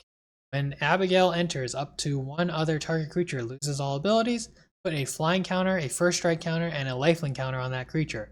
I think that this is a B+. The reason is because the ability is very, very strong, but this is not that strong on turn 2. So for a 2-drop that you don't really want to play on the second turn of the game, I think it's, it's a little dicey. B+, you're not cutting this card if you're playing Orzhov. Deepway Navigator is next. White and a blue for a 2/2 Merfolk Wizard with Flash. When this creature enters, untap each other Merfolk you control. As long as you attack with 3 or more Merfolk this turn, Merfolk you control get +1/+0. This is a B. Probably should say build around B. I don't think you should be... I mean, you're going to have enough Merfolk by playing white-blue like this, but it's important to know that it is, it really meets its potential, or fulfills its potential when you have the Merfolk and you have sufficiently many Merfolk in your... The next card, Lowlights Imperfect Naturalist, Golgari for a 1/3 Elf Druid Legendary. When Lowlights enters, mill 4 cards, then you may put a creature or land card from among the milled cards on top of your library. It has an activated ability. 2 Golgari, tap, discard a land card. Create a 1/1 black and green worm creature token for each land card in your graveyard. I think that this card is a B-. I think it kind of has 2 mana, 1/3 Surveil 4. It's similar to that with some upside when you're playing Golgari. Maybe that makes me feel like it should just be a B because that in and of itself is fine. I don't think you're going to really get that many instances of this activated ability. It is strong in the sense that you can turn after turn after turn. It sinks your mana. to get all these 1/1s, etc. But just the stats are a little bit too weak. Like a 2/2 or a 2/3 would have really put this, A- range, for example. But 2 mana for a 1/3 that makes your next draw pretty good. It's okay. Again, you're not going to cut this card. Next, Tam, Mindful First Year. This is 1 and Simic for a 2/2 legendary Gorgon Wizard. Each other creature you control has hexproof from each of its other colors. Tap, target creature you control becomes all colors until end of turn. This is an A. This prevents removal because there is so little board wipe in Limited, and especially in this set. This card nullifies so much removal. It also draws removal. Basically, it's saying like this 2 mana card needs to be removed or your opponent's removed. Rigid's Command is next. 1 green, white. This is a Kindred sorcery with the Kindred type. Choose 2. Create a token that's a copy of target Kithkin you control. Target player creates a 1 white Kithkin creature token. Target creature you control gets +3/+3 until end of turn. Target creature you control fights target creature and opponent control. The reason this is an A- is because you can use the last 2 abilities to get a +3/+3 on a creature and then have it fight something. In that sense, it is better than Felling Blow. So, and probably better than that other card, the 1 and a +1/+0 and fight. This allows you to significantly trade up. Your 1-drop can trade for a 4-drop or kill a 3-drop or something. That's fairly meaningful. Key roll, Attentive First Year. 1 Boros for a 3/3 legendary vampire cleric. You can tap 2 untapped creatures you control to copy target triggered ability you control. You may choose new targets for the copy, activate only once each turn. I think that this is a C+. I think a 3 mana 3/3 with upside is fine. And importantly, if you have a triggered ability that triggers, for example, when this creature enters, you can tap this creature as part of the cost to copy it. But there's just not that many, especially because this card is not Izzet, and the elementals have a lot of triggered ability. Shadow Urchin is next. 2 and Rakdos for a 3/4 oof. Whenever this creature attacks, blight 1. Whenever a creature you control with 1 dies, exile that many cards from the library. Until your next end step, you may play those cards. I think this is an A-. I think you're not cutting this card if you're red or playing black. A 3 mana 3/4 is very strong. And there are worlds in which this card gives you a lot of card advantage, and the blight can be to your advantage besides this own ability. Sig's Command, 1 white blue for a Kindred sorcery, Merfolk type. Choose 2, create a token that's a copy of target Merfolk you control. Creatures target player controls gain lifelink until end of turn. Target player draws a card. Tap target creature, put a stun counter on it. I think this is a B-. It's a sorcery, which is important for the tap part. I think there are just too many cases in which your best play is to tap target creature, put a stun counter on it, and draw a card, and that is not super strong. It's like for 3 mana. Three of Clan Stoutarm is 2 red white for 4/4 legendary giant warrior. As an activated ability, 1 and a white and tap. Another target creature you control gains flying and lifelink until end of turn. At the beginning of your end step, if you gain life this turn, exile cards from the top of your library until you exile a non-land card. You may cast that card without paying its mana cost if the spell's mana value is less than or equal to the amount of life you gained this turn. Otherwise, put it into your hand. The reason I rate this card as an A- is that sometimes you get the great outcome in which you get to start, playing free cards that cost up to 4 mana from the top of your library, which is excellent. Also, flying and lifelink is a great combination of abilities to give a creature. Also, this card has to be removed. I'm giving it an A-. You're not cutting this card if you're playing Boros, and it is definitely a reason to play Boros. See this card early. Next, Doran, Besieged by Time. This is white, black, green, and 1 for a 0/5 legendary Treefolk Druid. Each creature spell you cast with toughness greater than its power costs 1 less to cast. Whenever a creature you control attacks or blocks, it gets +X until end of turn, where X is the difference between its power and toughness. So something that may not be obvious is that it is the absolute value between the difference of its power and toughness. The toughness does not actually have to be greater than the power, even though that is related to the first ability about reducing mana cost. So I rate this as a build around B+. The reason it's a build around is not because you're actually intentionally putting in that many cards that have that much higher toughness than their power, but it's because it's a build around in the sense that you need the mana filtering or tap to add 1 mana of any color creatures in order to play a 3-color deck. You are not playing a 3-color deck in this format unless you have those cards in green, for example. It is a significant investment to add, for example, 3 swamps to your green-white deck in order just to play Doran Besieged by Time. I don't think that you want to do that. I think you only want to play this card if you have the green cards or the artifacts in order to play this without severely adding like random basic lands into. The next card, High Perfect Morcant. This is 2 black-green for a 4/4 legendary elf noble. Whenever High Perfect Morcant or another elf you control enters, each opponent blights 1. Tap 3 untapped elves you control, proliferate, activate only as a sorcery. I rate this card as an A-. I think many times it is a 4/4 that makes your opponent blight 1 when it enters. And then it gets removed.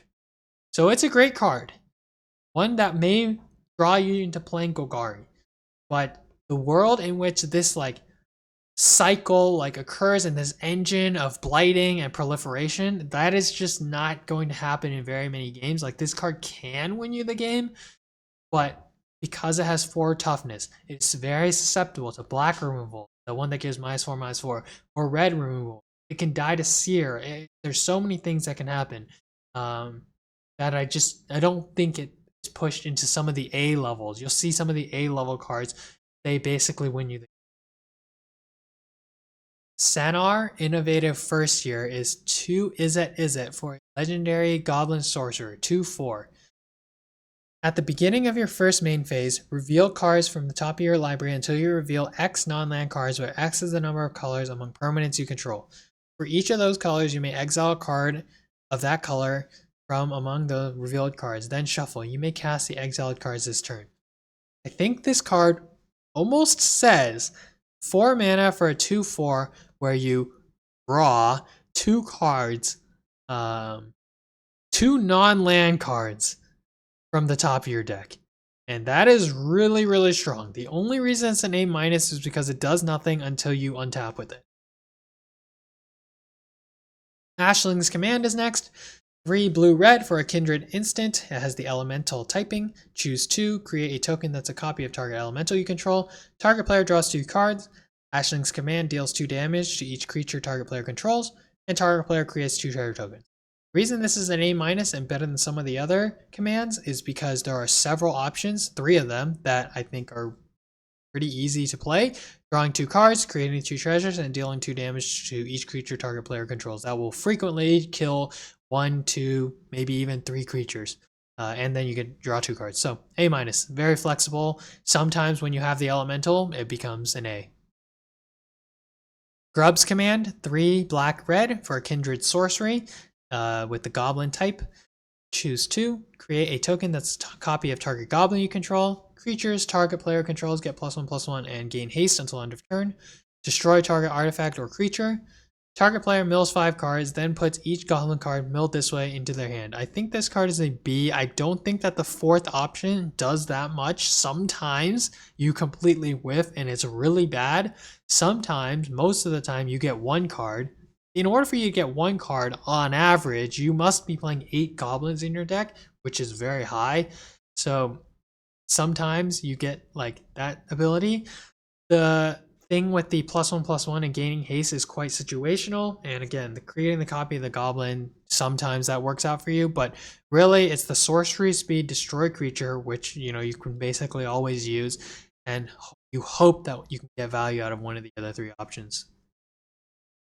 Marlin, Phase Ascendant. This is 2 black, green, blue for a 4/5 legendary elf fairy noble with flying. Whenever Marlin or another elf or fairy you control enters, exile the top 2 cards of your target opponent's library. Once each turn, you may cast a spell with mana less than or equal to the number of elves and fairies you control from among cards exiled Marlin this turn without paying its mana cost. So, I think that this is a build around A. In the right board state and in the right deck, this is easily a 5 mana 4/5 flying, which is a good stat line that allows you to play a 2 mana card, 3 mana card, 4 mana card, whatever, on the same turn that you played Marlin. And so that is insanely strong. And it's an engine, because you don't have to just do it once. You don't need to attack. Importantly, you don't need to attack to do it on the first turn. There is board states where you have 2 fairies already, you cast Marlin, and you get to play a 3-drop immediately. Or some 2 mana removal spell or something. And that's how this card becomes an A, because you don't need to attack. You don't need to untap with the card for it to. The next, Raiding Schemes. I don't need to talk about this card. This is an F. 3 red, green. It does something with non-creature spells. You have very few non-creature spells in your deck. Alright, now we get to the fun stuff. Vibrance is 3 Gruul for a 4/4. It's an elemental incarnation. It has Evoke for Gruul and Gruul. When this creature enters, if red was spent to cast it, this creature deals 3 damage to any target. When this creature enters, if green was spent to cast it, search your library for a land card, reveal it, put it into your hand, then shuffle, you gain 2 life. Okay, at the baseline, this is a 2 mana sorcery that deals 3 damage to any target, which is a strong card. It's obviously worse than Lightning Strike, which is an instant, but it's playable. You would play 2 mana sorcery, deal 3 damage to any target. 5 mana 4/4 that deals 3 damage and draws and tutors a land into your hand is nuts. I don't even really need to say, I can tell you which one of these 5 elemental incarnations I think is the best, but all 5 of them are so strong that you're going to play them in your deck. For this one specifically, I think you would consider playing this card even if you're not playing green, because actually I think you will play this card even if you're not playing green, because a 5 mana 4/4 that deals 3 damage to something on entry is strong enough. Nebula Dragon costs 7 for a 7 mana 4/4 with flying that deals 3 damage to anything. So for 5 mana and losing flying, you play that card anyways. This is an A. Wistfulness. I think this is the worst of the elemental incarnations. This is 3 Simic for a 6/5 elemental incarnation. When this creature enters, if green was spent to cast it, exile target artifact or enchantment an opponent controls. When this creature enters, if blue was spent to cast it, draw 2 cards, then discard a card, and it has Evoke, obviously, for Simic. Obviously, the reason I think that this is the worst one is because the exile artifact or enchantment doesn't come up super often. Drawing 2 cards and then discarding a card is a card that is probably worth around 2 mana. So yeah, this is strong. I rate this as an A-, but maybe it should just be an A because all of these are that good. Next is Catharsis. 4 Boros for a 3/4 elemental incarnation. So, understated, but let's see. When this creature enters, if white was spent to cast it, create 2 1/1 green and white Kithkin creature tokens. When this creature enters, if red was spent to cast it, creatures you control get +1/+1 and gain haste until end of turn, and Evoke for Boros. So this card on a baseline is 6 mana for a 3/4 with 2 1/1s, and they get +1/+1 haste until end of turn, which means it's a 4/5 2/2/2s with haste. That is really strong. It's an A. Deceit. I think this one is probably the best one. 4 Dimir for a 5/5 elemental incarnation. When this creature enters, if blue was spent to cast it, return up to 1 target non-land permanent to its owner's hand. When this creature enters, if black was spent to cast it, target opponent reveals their hand, you choose a non-land card from it, that player discards that card. The reason why I think that this card may be the best one is that there is a line where you bounce the opponent's best creature and then you make them discard it. Oh, and obviously this card has the evoke for Demir also.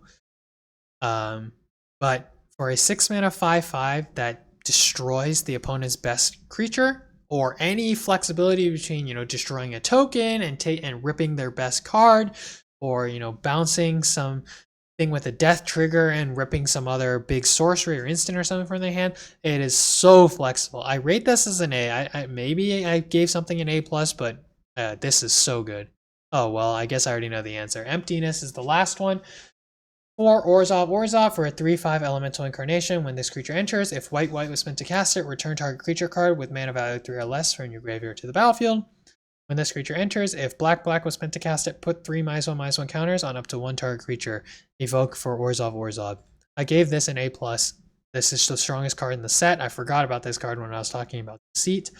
At this stage in the game, you will have something to return to the battlefield, likely something that costs 3 mana. So you get a 3 mana card to put back onto the battlefield, and you get to kill a medium-sized creature. For a 3/5 for 6 mana. 6 mana, 3/5, get approximately a 3/3 with upside, plus you get to kill approximately a 3/3. That is such insane value. Okay, I actually had to go back and re-record some of this since somehow I missed a few cards in my presentation. So first, our guest picking up where we left off, there's Tristan's Command. This is 4 black-green for a Kindred Sorcery. It's got the Elf type. Choose 2, create a token that's a copy of target elf you control. Return 1 or 2 target permanent cards from your graveyard to your hand. Destroy target creature or enchantment. And creatures target player controls get +3/+3 until end of turn. Untap them. So I rate this as an A-. I think it is very easy for you to choose the middle 2 options. The ability to destroy target creature and return 2 relevant cards. I say relevant because creatures are the most relevant card type in draft and sealed. So I think you can basically see this as destroy target creature or enchantment and draw 2 reasonable cards. So in that sense, I think this is certainly worth the A-. And then of course, if you are able to accomplish one of the other things, either copying a powerful elf you control or using that overrun effect, then it just gets better. I think this is extremely flexible. It may be the best command, either this or Ashling's command, I think. I am very puzzled as to why it untaps the creatures for that overrun ability. I don't really think that does anything. Okay, and then we have Dream Harvest.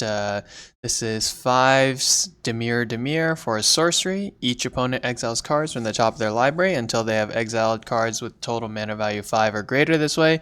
Until end of turn, you may cast cards exiled this way without paying their mana cost. So I basically think that this card is for Commander, since it relates to each opponent, and in Commander you could probably get, you get a minimum of 15 mana value, but you could get like 20, 21 reasonably. So in draft and in sealed, this is incredibly difficult to use. It is a late game card. You can pay 7 mana and get 2 4-drops or 4 and a 5-drop, 4 and a 3-drop, something like that, especially from your opponent's library, so you are taking resources from them. But the times in which you end up paying 7 mana and you get a random 5 mana common creature or some very difficult to use spell. For example, if you get counter spells, it is almost useless. So I think this card is just far too difficult to use. There's too many bad outcomes. It's very difficult to I guess manipulate the odds such that this really, really benefits you. So C-. I would not suggest you attempt playing this card.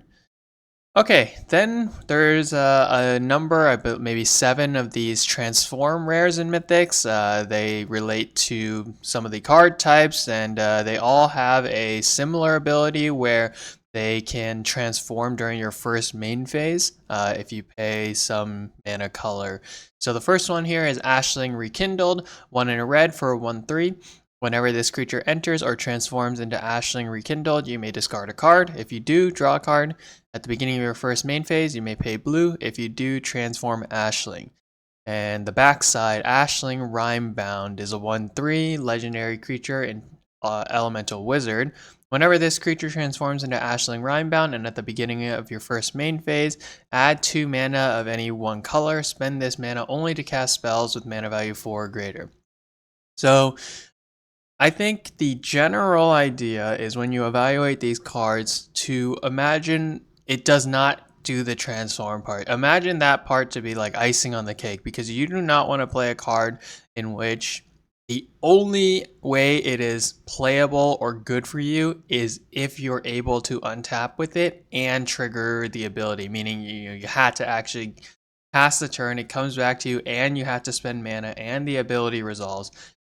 If all those conditions are necessary for the card to be playable or be good, then I think probably not good. In this case, you've got a 1/3 that always rummages you the first time. That's good.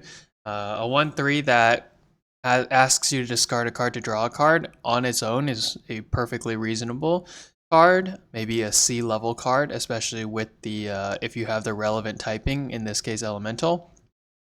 And I think if you pay the 1 mana on your next turn in order to get 2 mana, that is okay because it turbos you into playing a 4-drop. So on turn 2 you play this, turn 3 you spend 1 mana in order to transform this, and then you'll be down to 2 mana. But then the transform ability will trigger and you'll get 2 additional mana. So you'll be able to play a 4-drop on turn 3. It is my opinion that for a while after that, you will likely choose not to transform it back to the rekindled side.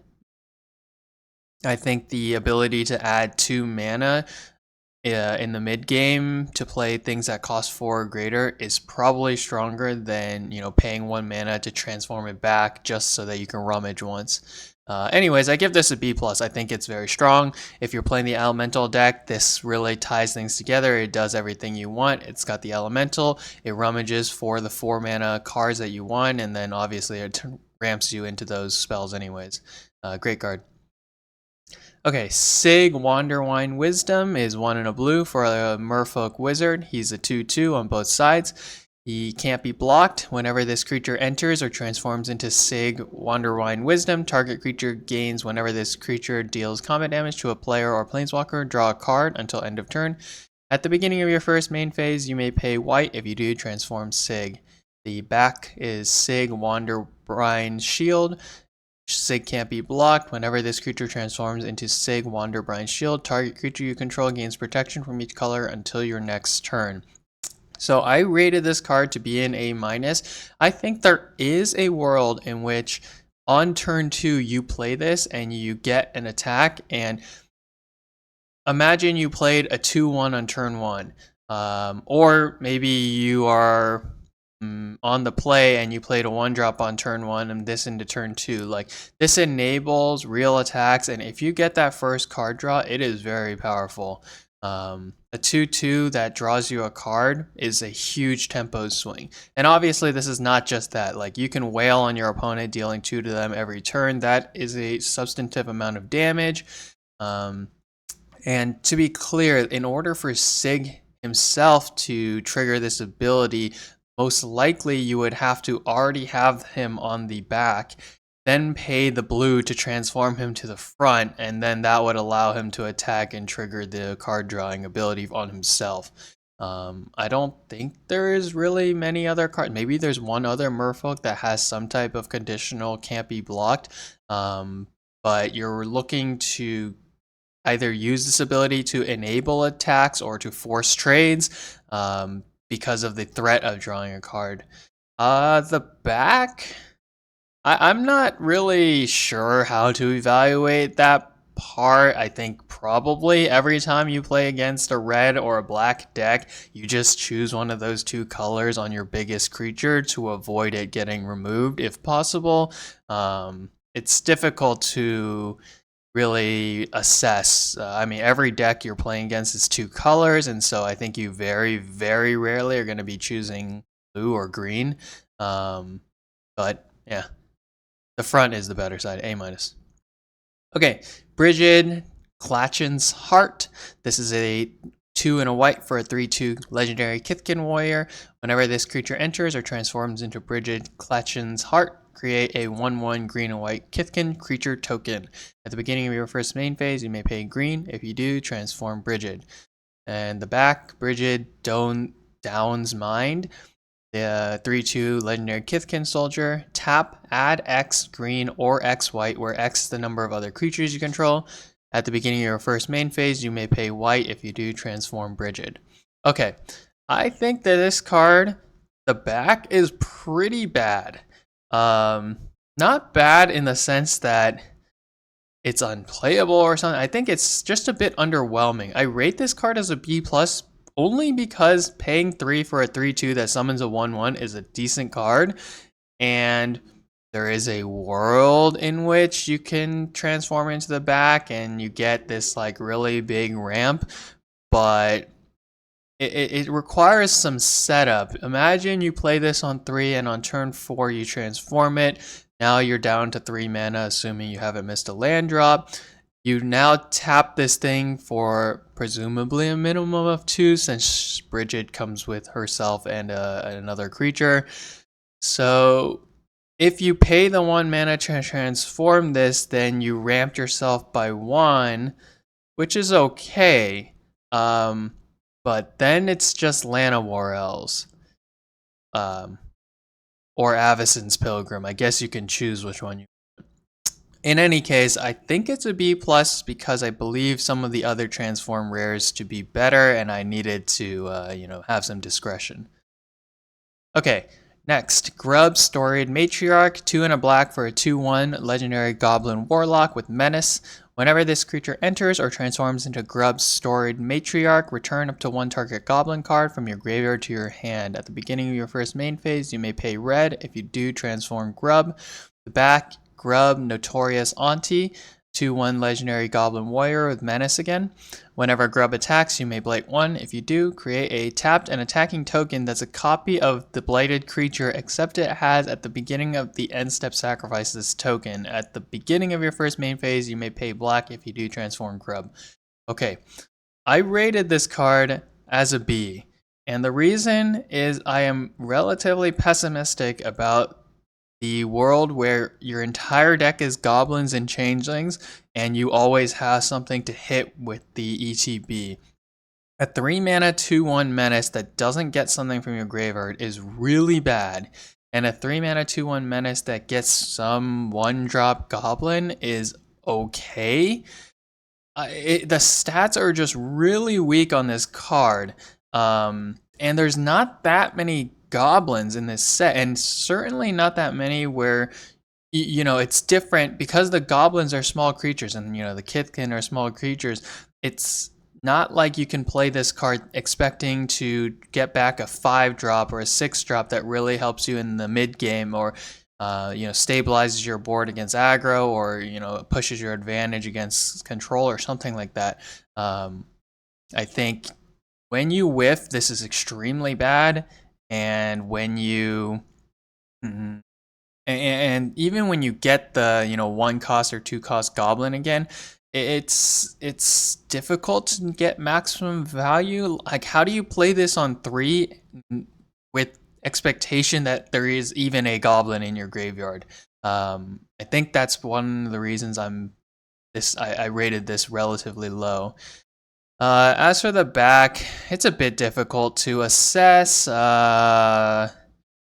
Sure. Again, I think my rating is almost entirely based on the fact that I think the front is not reliable. Okay, now some heat. Oko, Lorwyn Liege. This is 2 and a blue for a legendary planeswalker. It starts with 3 loyalty. At the beginning of your first main phase, you may pay green. If you do, transform Oko. First on the front, he has 2+ abilities, +2 loyalty, up to 1 target creature gains all creature types. +1 loyalty, target creature gets -2/-0 until your next turn. So once you transform him, he becomes Oko Shadowmoor Scion. At the beginning of your first main phase, you may pay blue. If you do, transform Oko. -1 loyalty, mill 3 cards. You may put a permanent card from among them into your hand. -3 loyalty, create 2 3/3 green elk creature tokens. -6 loyalty, choose a creature type. You gain an emblem with creatures you control of the chosen type. Get +3/+3 and have vigilance and hexproof. Okay, so how does the line work here? I believe most likely you are playing this, if you have a good board state, you are playing this for 3 mana to get the 3 loyalty, and you will +2 to effectively do nothing. I think your goal when you get to the back is trying to use the -3 as often as you can. I think you only use the +1 on the front if that prevents a big creature from attacking Oko in a way such that you would be unable to use the -3 ability if you transform it on your following turn.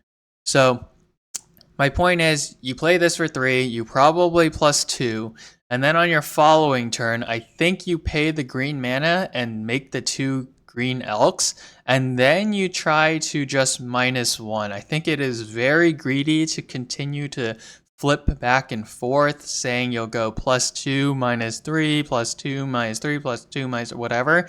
I think most games, what's going to happen is you're going to attempt either the +1 or +2, transform it, you make the 2 3/3 green elks, and then you just use the -1 until he dies.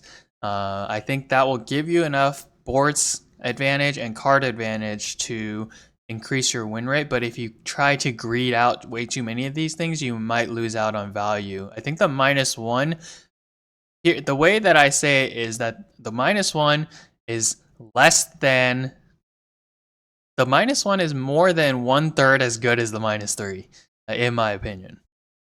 I don't think you really use the -6. Again, I'm relatively pessimistic about typals. Anyways, this is an A-. It's a great card. If you're playing Simic, excellent card. Okay, Tristan, Callous Cultivator, 2 and a green for a 3/4 legendary elf druid with Death Touch. Whenever this creature enters or transforms into Tristan, Callous Cultivator, mill 3 cards. Then, if there is an elf card in your graveyard, you gain 2 life. At the beginning of your first main phase, you may pay black. If you do, transform Tristan.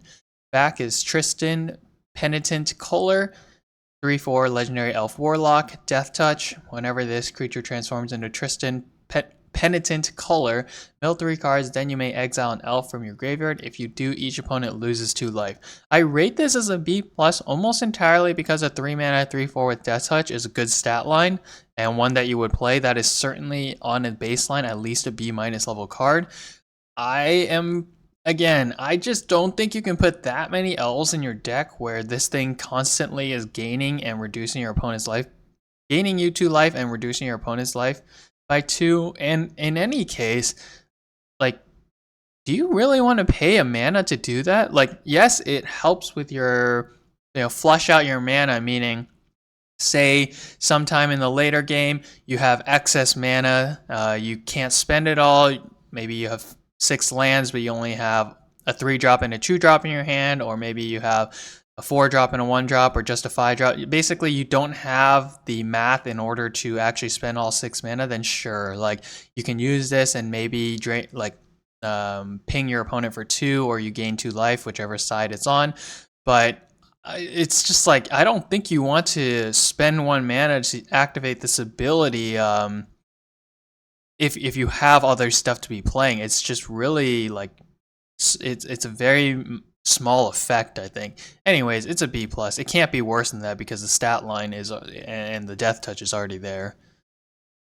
Alright, Erdu, Carrier of Dawn, 3 white for a 5/5 legendary elemental god with flying and lifelink. Creature spells you cast have Convoke, and at the beginning of your first main phase, you may pay black. If you do, transform Erdu. Isilu, Carrier of Twilight, is the back. 5/5 Legendary Elemental God, again flying and lifelink. Each other non-token creature you control has Persist, which again means when it dies, if it had no -1/-1 counters on it, return it to the battlefield under its owner's control with a -1/-1 counter. At the beginning of your first main phase, you may pay white. If you do, transform Isilu. Okay. First, a 5-mana 5/5 with flying and lifelink is an excellent card. I think that is at least a B-. Now, what makes this card an A? I think you do not necessarily have to play another creature spell on the turn you get this out. Like, it would be nice, I think.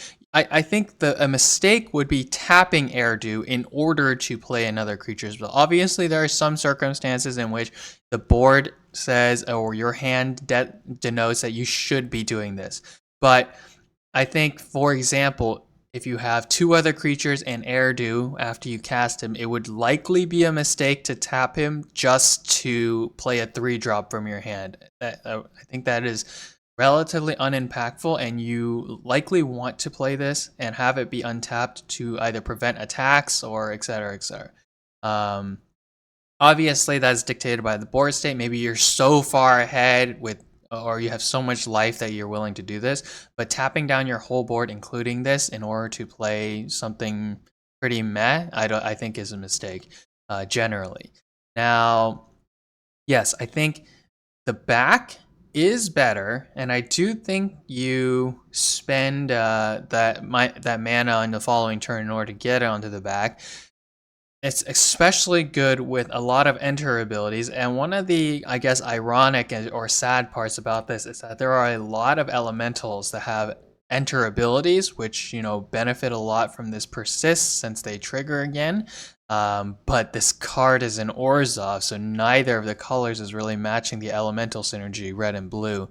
I think this card is just a lot of value. You always play this card. It might be one of the best cards in the set.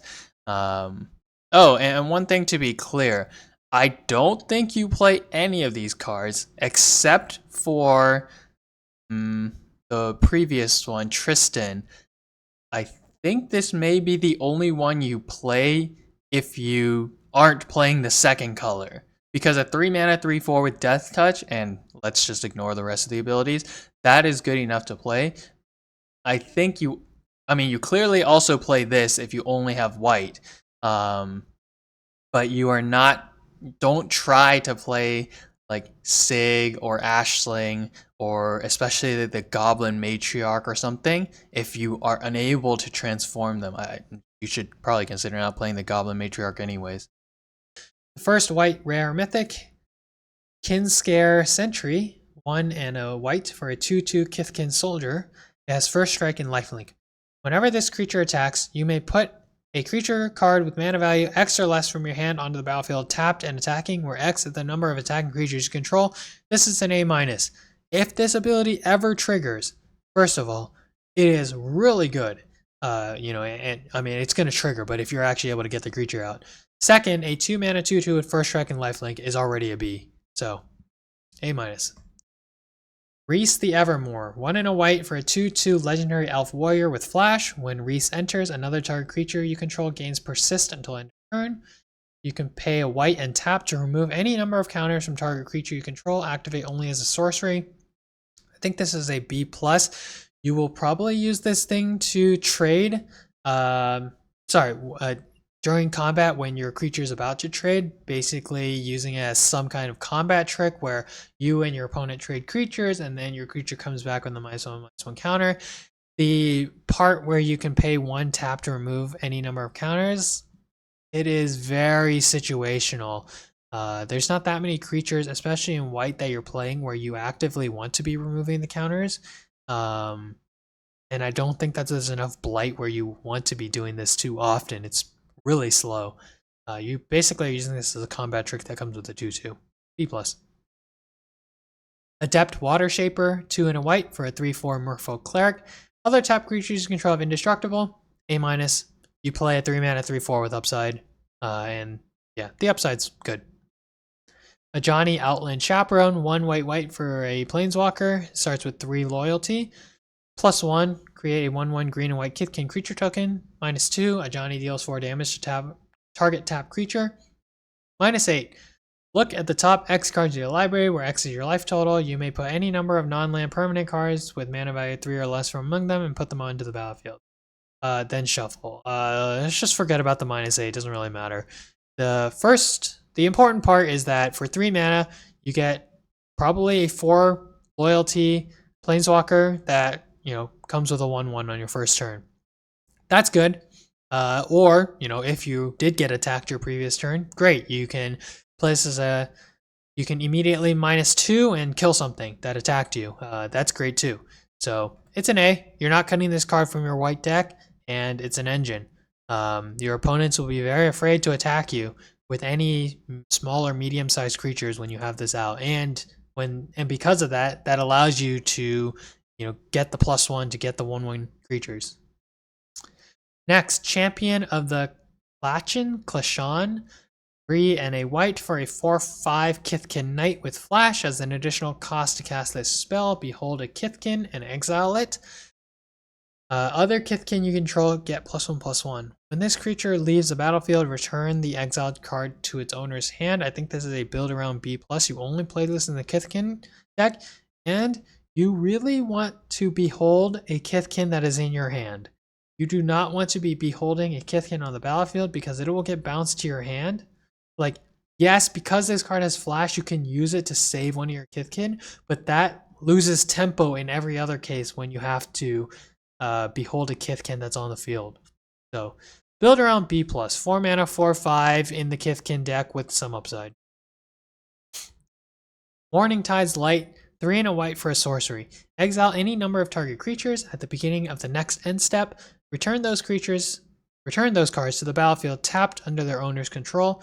Until your next turn, prevent all damage that be dealt to you. Exile Morning Tide's Light.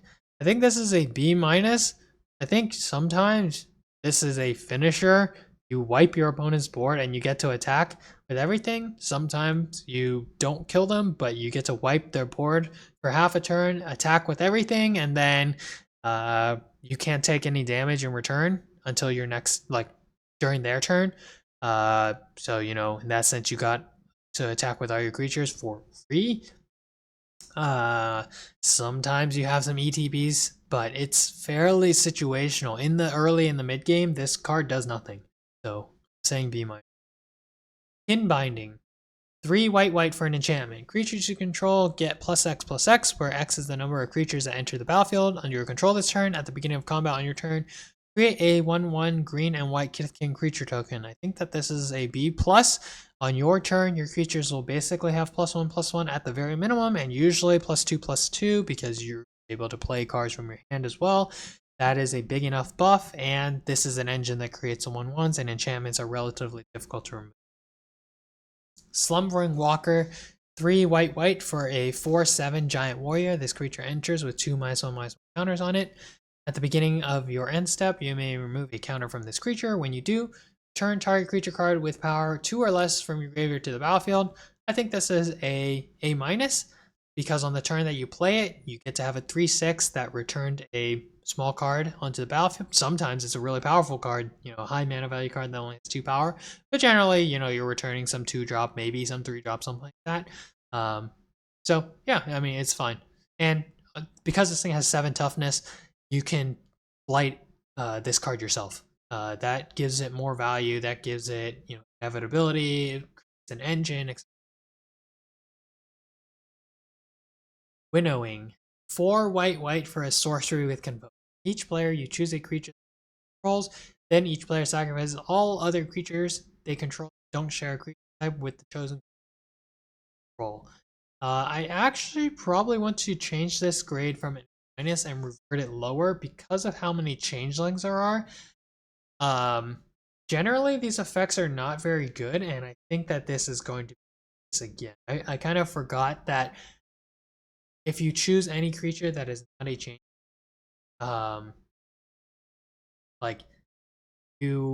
first you should not choose a changeling, as for your opponent, because they will keep all their creatures.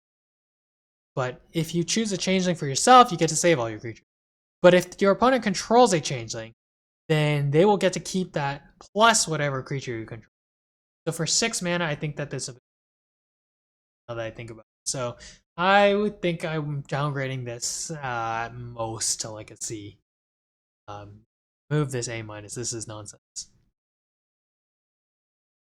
Glorious Colossus, 5 white for a 7/7 giant warrior. When this creature enters, each creature target opponent controls loses all abilities, becomes a coward in addition to its other types, and has base power and toughness 1/1. This is a game-winning card. You play this card on turn 7, you attack with everything, and they might block. Maybe they might trade 3 of their 1/1s for their now 1/1s for your 3/3 or something like that. But yeah, this is extremely strong. This is an A. Now on to the blue card. Glitterwing Nuisance is a blue for a 2/2 fairy rogue with flying. This creature enters with -1/-1 counter on it. 2 and a blue, remove a counter from this creature. Whenever a creature you can combat damage to a player or planeswalker this turn, you draw a card. I think this is an A minus. This is fine to play on turn 1. There is a time during the course of the game, if this card is not removed, where you can activate its ability and draw 2 or 3 cards, and that is very strong. Lockmare is next, 1 and a blue for a 4/5 horse serpent. This creature enters with 3 -1/-1 counters on it. It has 2 activated abilities. 1 and a blue, remove a counter from this creature to draw a card. 2 and a blue, remove 2 counters from this creature. Tap target creature, put a stun counter on it. I think similar to things that I said in the past related to these activated abilities and -1/-1 counters, when you play this card on turn 2, you want a smooth curve. Sometimes you just pay the 2 mana to remove a counter and it becomes, at that point it would be a 2/3 attacking and you draw a card. But other times, I think a lot of times, you probably use the 3 mana ability so that it attacks as a 3/4 and you gain tempo. You tap their 3-drop or something like that and you put a stun counter on it. You attack now with the 3/4 that will then be a 4/5 on the following turn. I think you may be reluctant to use the second ability because you feel like drawing the card, like the cost for you putting that stun counter and tapping the creature is drawing 2 cards in the future. But in terms of using your mana efficiently, I think that is often going to be the right play. Anyways, this card is excellent. It's an A-. Next, Rimefire Torque, 1 and a blue. I don't even want to talk about this card. It's an F. When this artifact enters, choose creature type. Whenever a permanent you control of the chosen type enters, put a charge counter on this artifact. Tap, remove 3 charge counters. When you cast an instant or sorcery this turn, copy it. You may choose neutral. This is horrible. This is unbelievably bad. Glen Alondra Guardian, 2 and a blue for a 3/4 fairy wizard with flash and flying. It enters with a -1/-1 counter. You can pay 1 and a blue and remove a counter from this creature in order to counter target non-creature spell, and its controller draws a card. There is definitely worlds in which you cast this as a 5 mana 3/4 that counters their big non-creature spell and they get to draw a card. But that is perfectly fine. Other times you cast this as a 3 mana 2/3 with flash and flying. One day being able to counter their non-creature, which is also great. B+. Champions of the Shoal. This is 3 and a blue for a 4/6 merfolk soldier. As an additional cost to cast a spell, behold a merfolk and exile it. Whenever this creature enters or becomes tapped, tap up to 1 target creature and put a stun counter on it. This creature leaves the battlefield, return the exiled card to its owner's hand. Build around A-, very strong merfolk. Yeah, the 4 mana 4/6, because it enters and the ability triggers, and because of its stat line 4/6, you can basically always be attacking with this thing. You tap down their biggest threat, it becomes over and over again. You're attacking with this 4/6. Yeah, I think this is an A-. Glen Alondra's Answer. 2 blue for an instant. The spell can't be countered. Counter all spells your opponents control and all abilities your opponents control. Create a 1/1 blue and black fairy creature token with flying for each spell and ability counted this way. B+. This is usually a 4 mana 1/1 with flash that counters target spell. B+, I guess. Next is the Disruptor of Currents. This is a 3 blue for a 3/3 with Merfolk Wizard with flash. It also has Convoke. When this creature enters, return up to one other target non-land permanent to its owner's hand. This is a B plus in my opinion. You don't really want to pay 5 for this, but because it has flash, you hold back your stuff, you gain a lot of tempo. Let's say they play a 4 drop, they play a 5 drop. All of a sudden, you tap 3 creatures and pay 2 mana to bounce it. That's a lot of tempo. So I'm giving this a B plus. Harmonized Crescendo. 4 blue for an instant with Convoke. Choose a creature type, draw a card for each permanent you control of that type. This is a build around C+. If you're playing the Merfolk, maybe you can get this thing to be 4 mana, draw 3 cards. I think that is the minimum for which you would actually be willing to do this. I don't think you really want to play 5 mana, draw 3 cards that often. Maybe you get 4 mana, draw 3 cards, and sometimes it's really good, like 4 mana, draw 4 cards, 3 mana, draw cards, something like that. Build around C+. There's a lot of instances in which it literally doesn't do anything. You have no mirror form. 4 blue for an instant. Each non-land permanent you control becomes a copy of target non-aura permanent. I think this is a B+. Sometimes it's a finisher. You get 1 big creature out, play this on your following turn, and then you win the game. Yes, something like that. Sunderflock. 7 blue for a 5/5 elemental. This spell costs X less to cast, where X is the greatest mana value among elementals you control. It's flying. When this creature enters, if you cast it, return all non-elemental creatures to their owner's hand. This is a build around A-. If you cast this card and you have, let's say, a 4 mana elemental out, meaning that this is a 5 mana 5/5 flying that bounces every non-elemental, you will win the game. A-. Dawnhand Dissonant. Now we're on to the black card. This is black for a 1/2 Elf Warlock. Tap to Blight 1 in order to Surveil 1. Tap and Blight 2 to exile target card from a graveyard. Then during your turn, you may cast creature spells from among cards you own in exile with this creature by removing 3 counters from among creatures you control in addition to paying their other costs. I think that this is a B+, not because I think you're actually going to do this very often, but just because it's fairly flexible. It's a 1 mana 1/2 with some easy upside from the first 2 abilities, and once in a while you get the other ones. Like, you're not cutting this card, so B+, whatever. Moonshadow, black for a 7/7 elemental with menace. This creature enters with 6 -1/-1 counters. Whenever 1 or more permanent cards are put into your graveyard from anywhere while this creature has a -1/-1 counter on it, remove a -1/-1 counter from this creature. I say build around B because, importantly, when you mill, for example, 3 cards or 4 cards with some cards or card abilities, you only remove 1 of the counters. There are games in which this probably becomes a 1 mana 3/3 with menace, 1 mana 4/4 with menace with a lot of setup, but most of the time it's a 1 drop. You're likely not cutting this card, and if you're in Golgari, maybe you can get this to a 1 mana 3/3 faster than others. The next card, Bitter Bloom Bearer. Black for a 1/1 fairy rogue with flash and flying. At the beginning of your upkeep, you lose 1 life and create a 1/1 black and blue fairy creature token with flying. The only reason that this is an A- is because it requires double black, and sometimes on turn 2 you get double black. In every case in which you play this card early in the game, you will have such an advantage that if this card, for example, cost 1 and a black, it would be an A, maybe an A+. Moonsong Aria, I already spoke about this card. This is an F. Taster of Wares, 2 and a black for a 3/2 Goblin Warlock. When this creature enters, target opponent reveals X cards from their hand, where X is the number of goblins you control. You choose one of those cards, that player exiles it. If an instant or sorcery is exiled this way, you may cast it for as long as you control this creature, and mana of any type can be cast this spell. I think that this is a build around B. Sometimes you get something, but you still have to play for the card. And I mean, obviously, if you only have this as your goblin on turn 3, it's basically saying 3 mana 3/2 your opponent discards a card.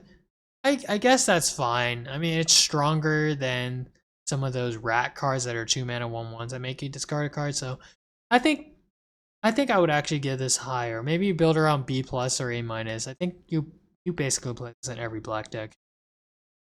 So it's at least a B. Build around, say, B plus A minus. Twilight Diviner is a 2 and a black for a 3/3 elf cleric. When this creature enters, surveil 2. Whenever one or more creatures you control enter, if they entered or were cast from a graveyard, create a token that's a copy of one of them. This ability triggers only once each turn. I think this is a B because a 3 and a 3/3 that surveils 2 you would play. And sometimes the second ability occurs, and that's great. Champion of the Weird. 3 and a black for a 5/5 Goblin Berserker. As an additional cost to cast a spell, behold a goblin, exile it. Pay 1 life, blight 2, target opponent blights 2. Activate only as a sorcery. When this creature leaves the battlefield, return the exiled card to its owner's hand. So something about this card that I think it's a build around B+. But something about this card is when you are ahead on the board, you will clear the board with this card. So that's cool. It will cost you a little bit of life, but not that much. So that's great. Gloom Ripper. 3 black for a 4/4 elf assassin. When this creature enters, target creature you control gets +X/+0 until end of turn, and up to 1 target creature opponent controls gets -0/-X until end of turn, where X is the number of elves you control plus the number of elf cards in your graveyard. I think this is a synergy A. If you're playing the elf Golgari deck, this is the best card in your deck likely. In other cases, maybe you get to have the part with the +X/+0 doesn't really matter. The important part is the -0/-X. If you can get that to at least be 2 by having 1 elf in your graveyard or 1 elf on the field, then you are actually 5 mana 4/4 kill a small thing. That's a real card. Bloodline Bidding. 6 black sorcery convoke. This is an F. Choose creature type. Return all creature cards of the chosen type from your graveyard to the battlefield. How are you ever going to play this? How are you ever going to get value from this? This is an F. Now we're on to the red cards. Endblaze Epiphany. X in red for an instant. Endblaze Epiphany deals X damage to target creature. That creature dies this turn. Exile a number of cards from the top of your library equal to its power. Then choose a card exiled this way. Until the end of your next turn, you may play that card. This is an A-. You are never cutting this card. All these flexible X red instants that deal damage, they are very, very strong and flexible, and this one draws you a card. So this is really. Next is Hexing Squelcher, 1 red for a 2/2 Goblin Sorcerer. The spell can't be countered as ward, pay 2 life. Spells you control can't be countered, and other creatures you control have ward, pay 2 life. I think that this is a B. You play this card, but it just is not super impactful. There's not that much counter, limited, and usually your opponent removes this for the cost of 2 life, plus whatever they run to play. Scuzzback Scrounger is 1 in a red for a 3/2 Goblin Warrior. At the beginning of your first main phase, you may blight 1. If you do, create a treasure token. B+. At the very least, this is a 2 mana 3/2, so it's at probably at least a C+ at that rate. And obviously, this is upside, like turbos you into a 4-drop on turn 3, a 5-drop on turn 4, something like that. You could blight 2 turns in a row and play a 6-drop on turn 4. Like, that is very strong. So B+. Meek Attack, I also talked about this already. 2 in a red for an enchantment. It has an activate ability, 1 in red. You may put a creature card for a full power toughness 5 or less from your hand on the battlefield. That creature stays, and you have to sacrifice at the beginning of the end step. Yes, like this thing can be played as instant speed, but like, okay, it kind of sucks. F will not be able to, like, if you're going to use this ability on your own turn where like it has haste, you're basically giving it haste in exchange for losing the creature after this turn. But like, my point is, every card that has power and toughness 5 or less, you could play anyways. Probably for 2 mana. So why would you pay 3 mana for an enchantment that lets you play it for 2 mana? I don't know. F. Champion of the Path. 3 in a red for a 7/3 Elemental Sorcerer. As an additional cost to cast this spell, behold an elemental and exile it. Whenever another elemental you control enters, it deals damage equal to power to each opponent. When this creature leaves the battlefield, return the exiled card to its owner's hand. I think this is a build around B. This card doesn't really do anything unless you have more elementals to, kind of fuel the ability. 4 mana 7/3 is okay, but clearly you're not attacking unless you have controlled the board severely up until the state in the game. So it has a powerful triggered ability, but it definitely needs to work to make it do something. Goliath Daydreamer. 2 red for a 4/4 giant wizard. Whenever you cast an instant or sorcery spell from your hand, exile that card with a dream counter on it instead of putting it into the graveyard as it resolves. When this creature attacks, you may cast a spell from cards you own exile with dream counters on them without paying its mana cost. The reason I think that is a B+ is because you have to first have an instant or sorcery that you play after playing this card, and second, you need to untap with it. Otherwise, it is just a 4. Lava Leaper. This card is unplayably bad. 3 and a red for a 4/4 elemental. All creatures have haste. Whenever a player taps a basic land, that player adds 1 mana any type that land produce. This will lose you the game because after you pass the turn on turn 4, when you play this, your opponent will have 10 mana. Collective Inferno. 3 red for an enchantment with Convoke. As this enchantment enters, choose a creature type. Double all damage that sources you the chosen type would deal. This should say build around C+, because if you are playing a typal deck, specifically elementals or something, maybe the goblins even, yeah, this can be great. Doubling all the damage from all your goblins or all your elementals or something, that and your changelings, that is strong. And you can get this out for 2 mana or 3 mana. Soul Immolation. 3 red sorcery. As an additional cost to cast this spell, Blight X. X cannot be greater than the greatest toughness among creatures you control. Soul Immolation deals X damage to each opponent and each creature they control.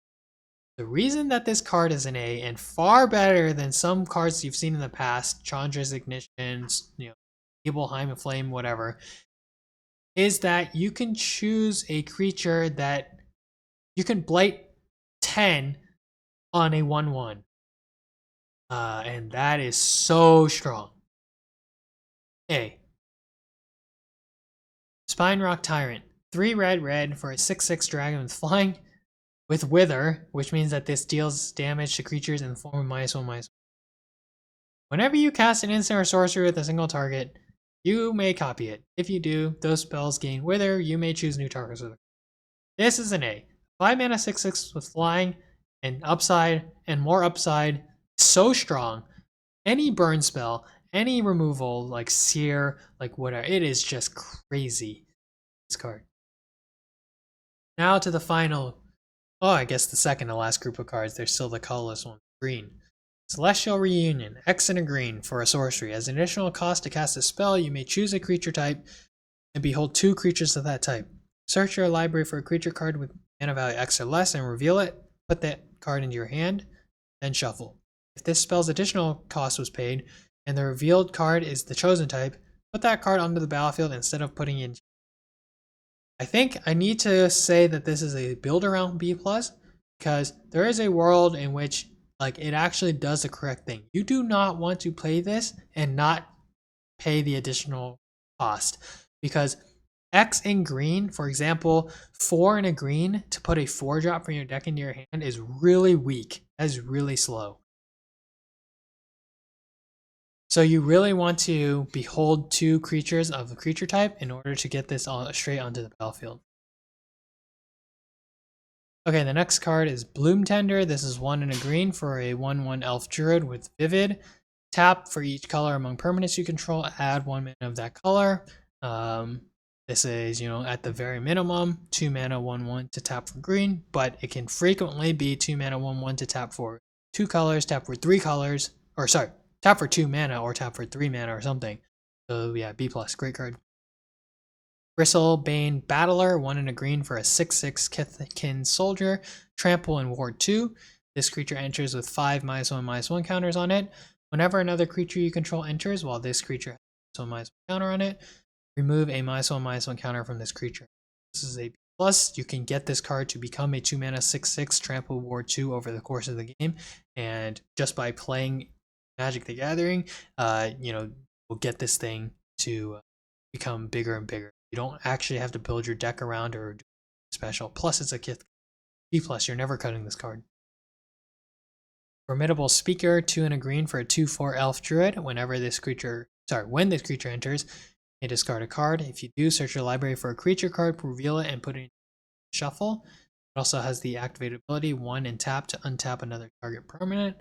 Yeah, I think this is an A. 3 mana, 2/4 to rummage and tutor for the best creature in your deck. That's really strong. You don't even need to discard a creature. You can discard a land. You can discard some dumb, pointless non-creature spell, whatever it is, or maybe some one-drop creature that you're in the late. So really, really strong. Maybe not necessarily because of its power level, but just from the fact that it enables your deck. It is so strong. You will play this card on every turn 3 when you can. Mutable Explorer, 2 and a green for a 1/1 shapeshifter. It has changeling. When this creature enters, create a tapped Mutavault token, which is a land that taps for colorless. You can also pay for the land to become a 2/2 with all creature types on turn. This is a B. I think this is usually going to be a 3 mana 1/1 that gets you a colorless land, which is okay. It's a fine card. It ramps you. Champions of the Perfect. 3 and a green for a 6/6 elf warrior. As an additional cost to cast a spell, behold an elf and exile it. Whenever you cast a creature spell, draw a card. When this creature leaves the battlefield, return the exile card to its owner's hand. I think this is a build around A- in the elf deck. 4 mana for a 6/6 is very difficult to remove, and if this even triggers one time, which is very easy to do on your next turn or something like that, you have nearly unbeatable value. A 6/6 that draws a card for 4 mana, that is a game-winning card. The reason why it's an A- is the cases that you do not have the elf. Selfless Safe Right. 3 green for a 4/2 elf warrior with flash and convoke. When this creature enters, choose a creature type. Other permanents you control of that type gain hexproof and indestructible until end of turn. I think this is usually going to be used to fizzle a removal spell. Again, there's very little AoE in the set, and so I don't think the indestructible part really matters that much. The hexproof is, I think, the more important part, but obviously it's nice that you have both. Hopefully you can play this as a 3 mana flash 4/2 that has this ability. That would be great. Oh, the reason why it's not an A is because when you don't have any other creatures, this card doesn't do it. Spry and Mighty. 4 and a green for a sorcery. Choose 2 creatures you control. You draw X cards, and the chosen creatures gain +X/+X and gain trample until end of turn, where X is the difference between the chosen creature's powers. I rate this as a B+, and I assume that most times when you play this card, you will be able to draw 3 cards, and they will get +3/+3 and gain. Also importantly with this card, once you cast the card, you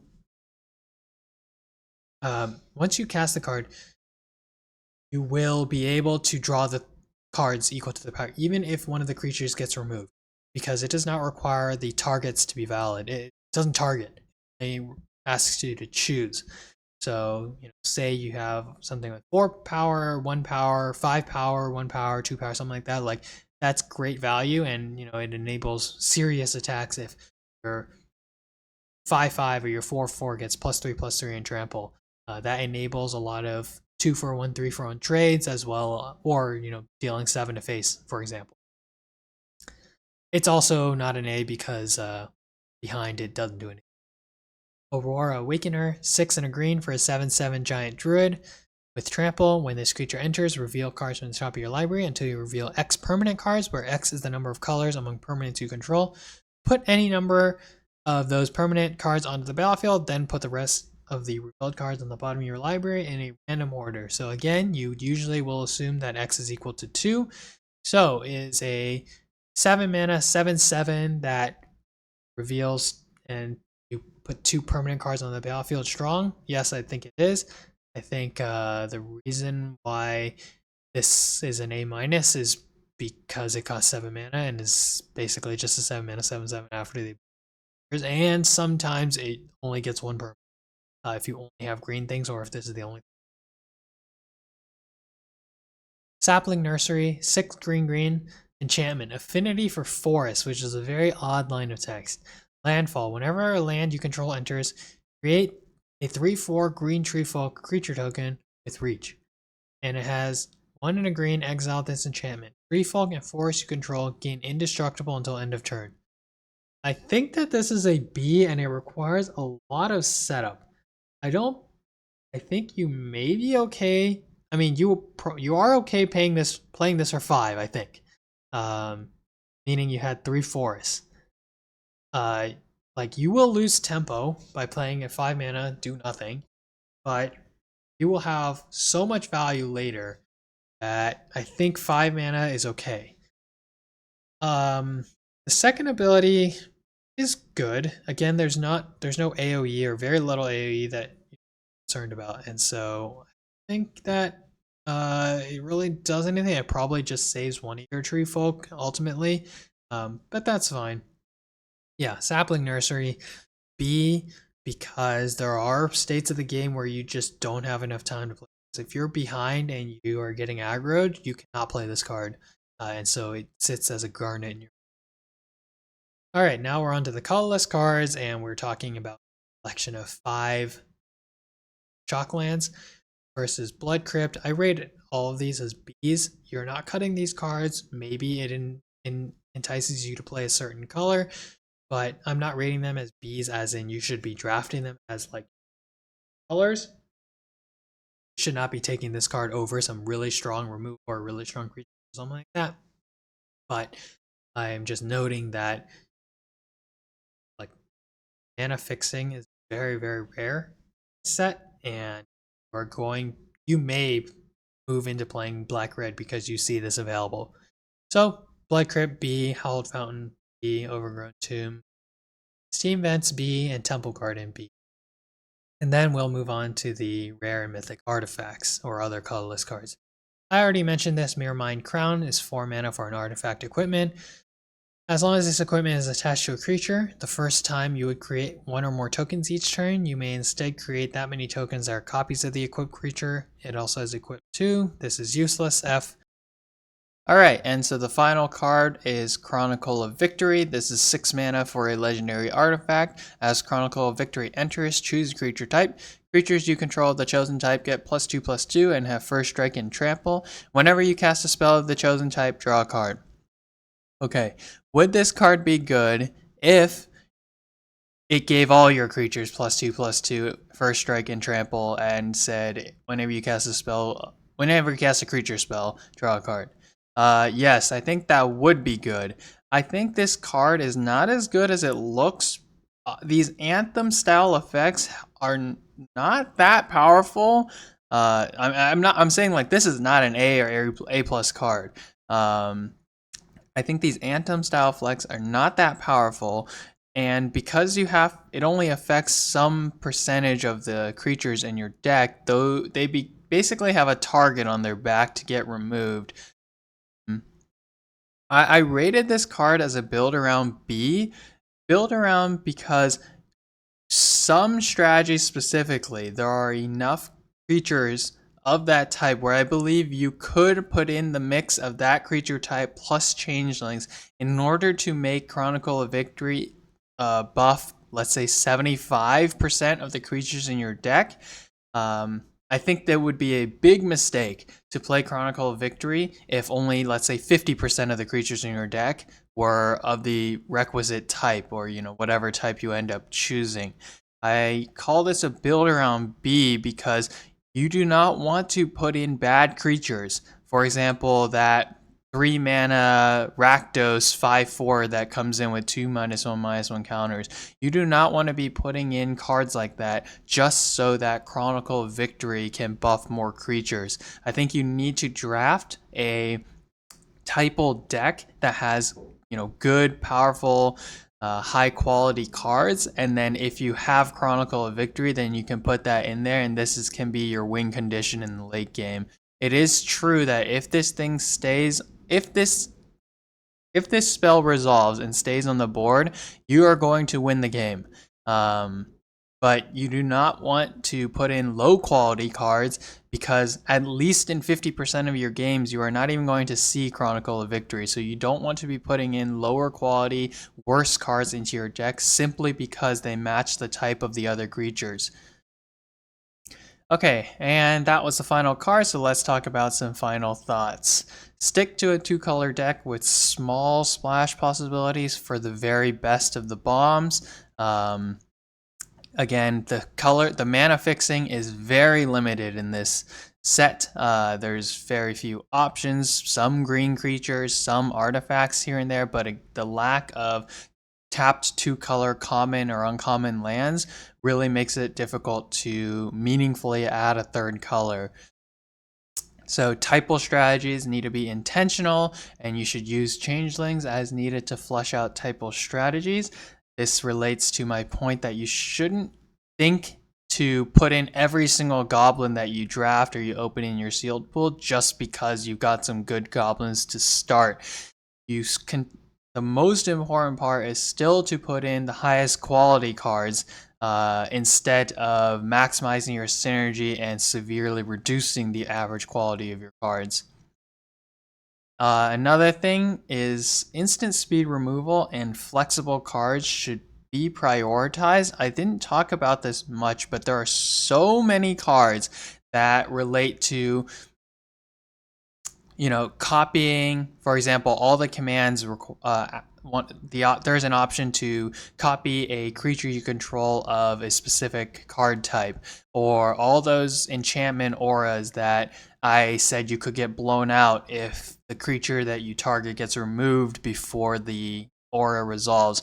I think there are so many removal spells in this set that are sorceries that you should see the instant speed ones and think more highly of them, that they should be higher picked, even compared to your previous model of how good instant speed removal is compared to sorcery speed removal. The ability to 2-for-1 your opponent will cause huge swings in the win percentage of the games.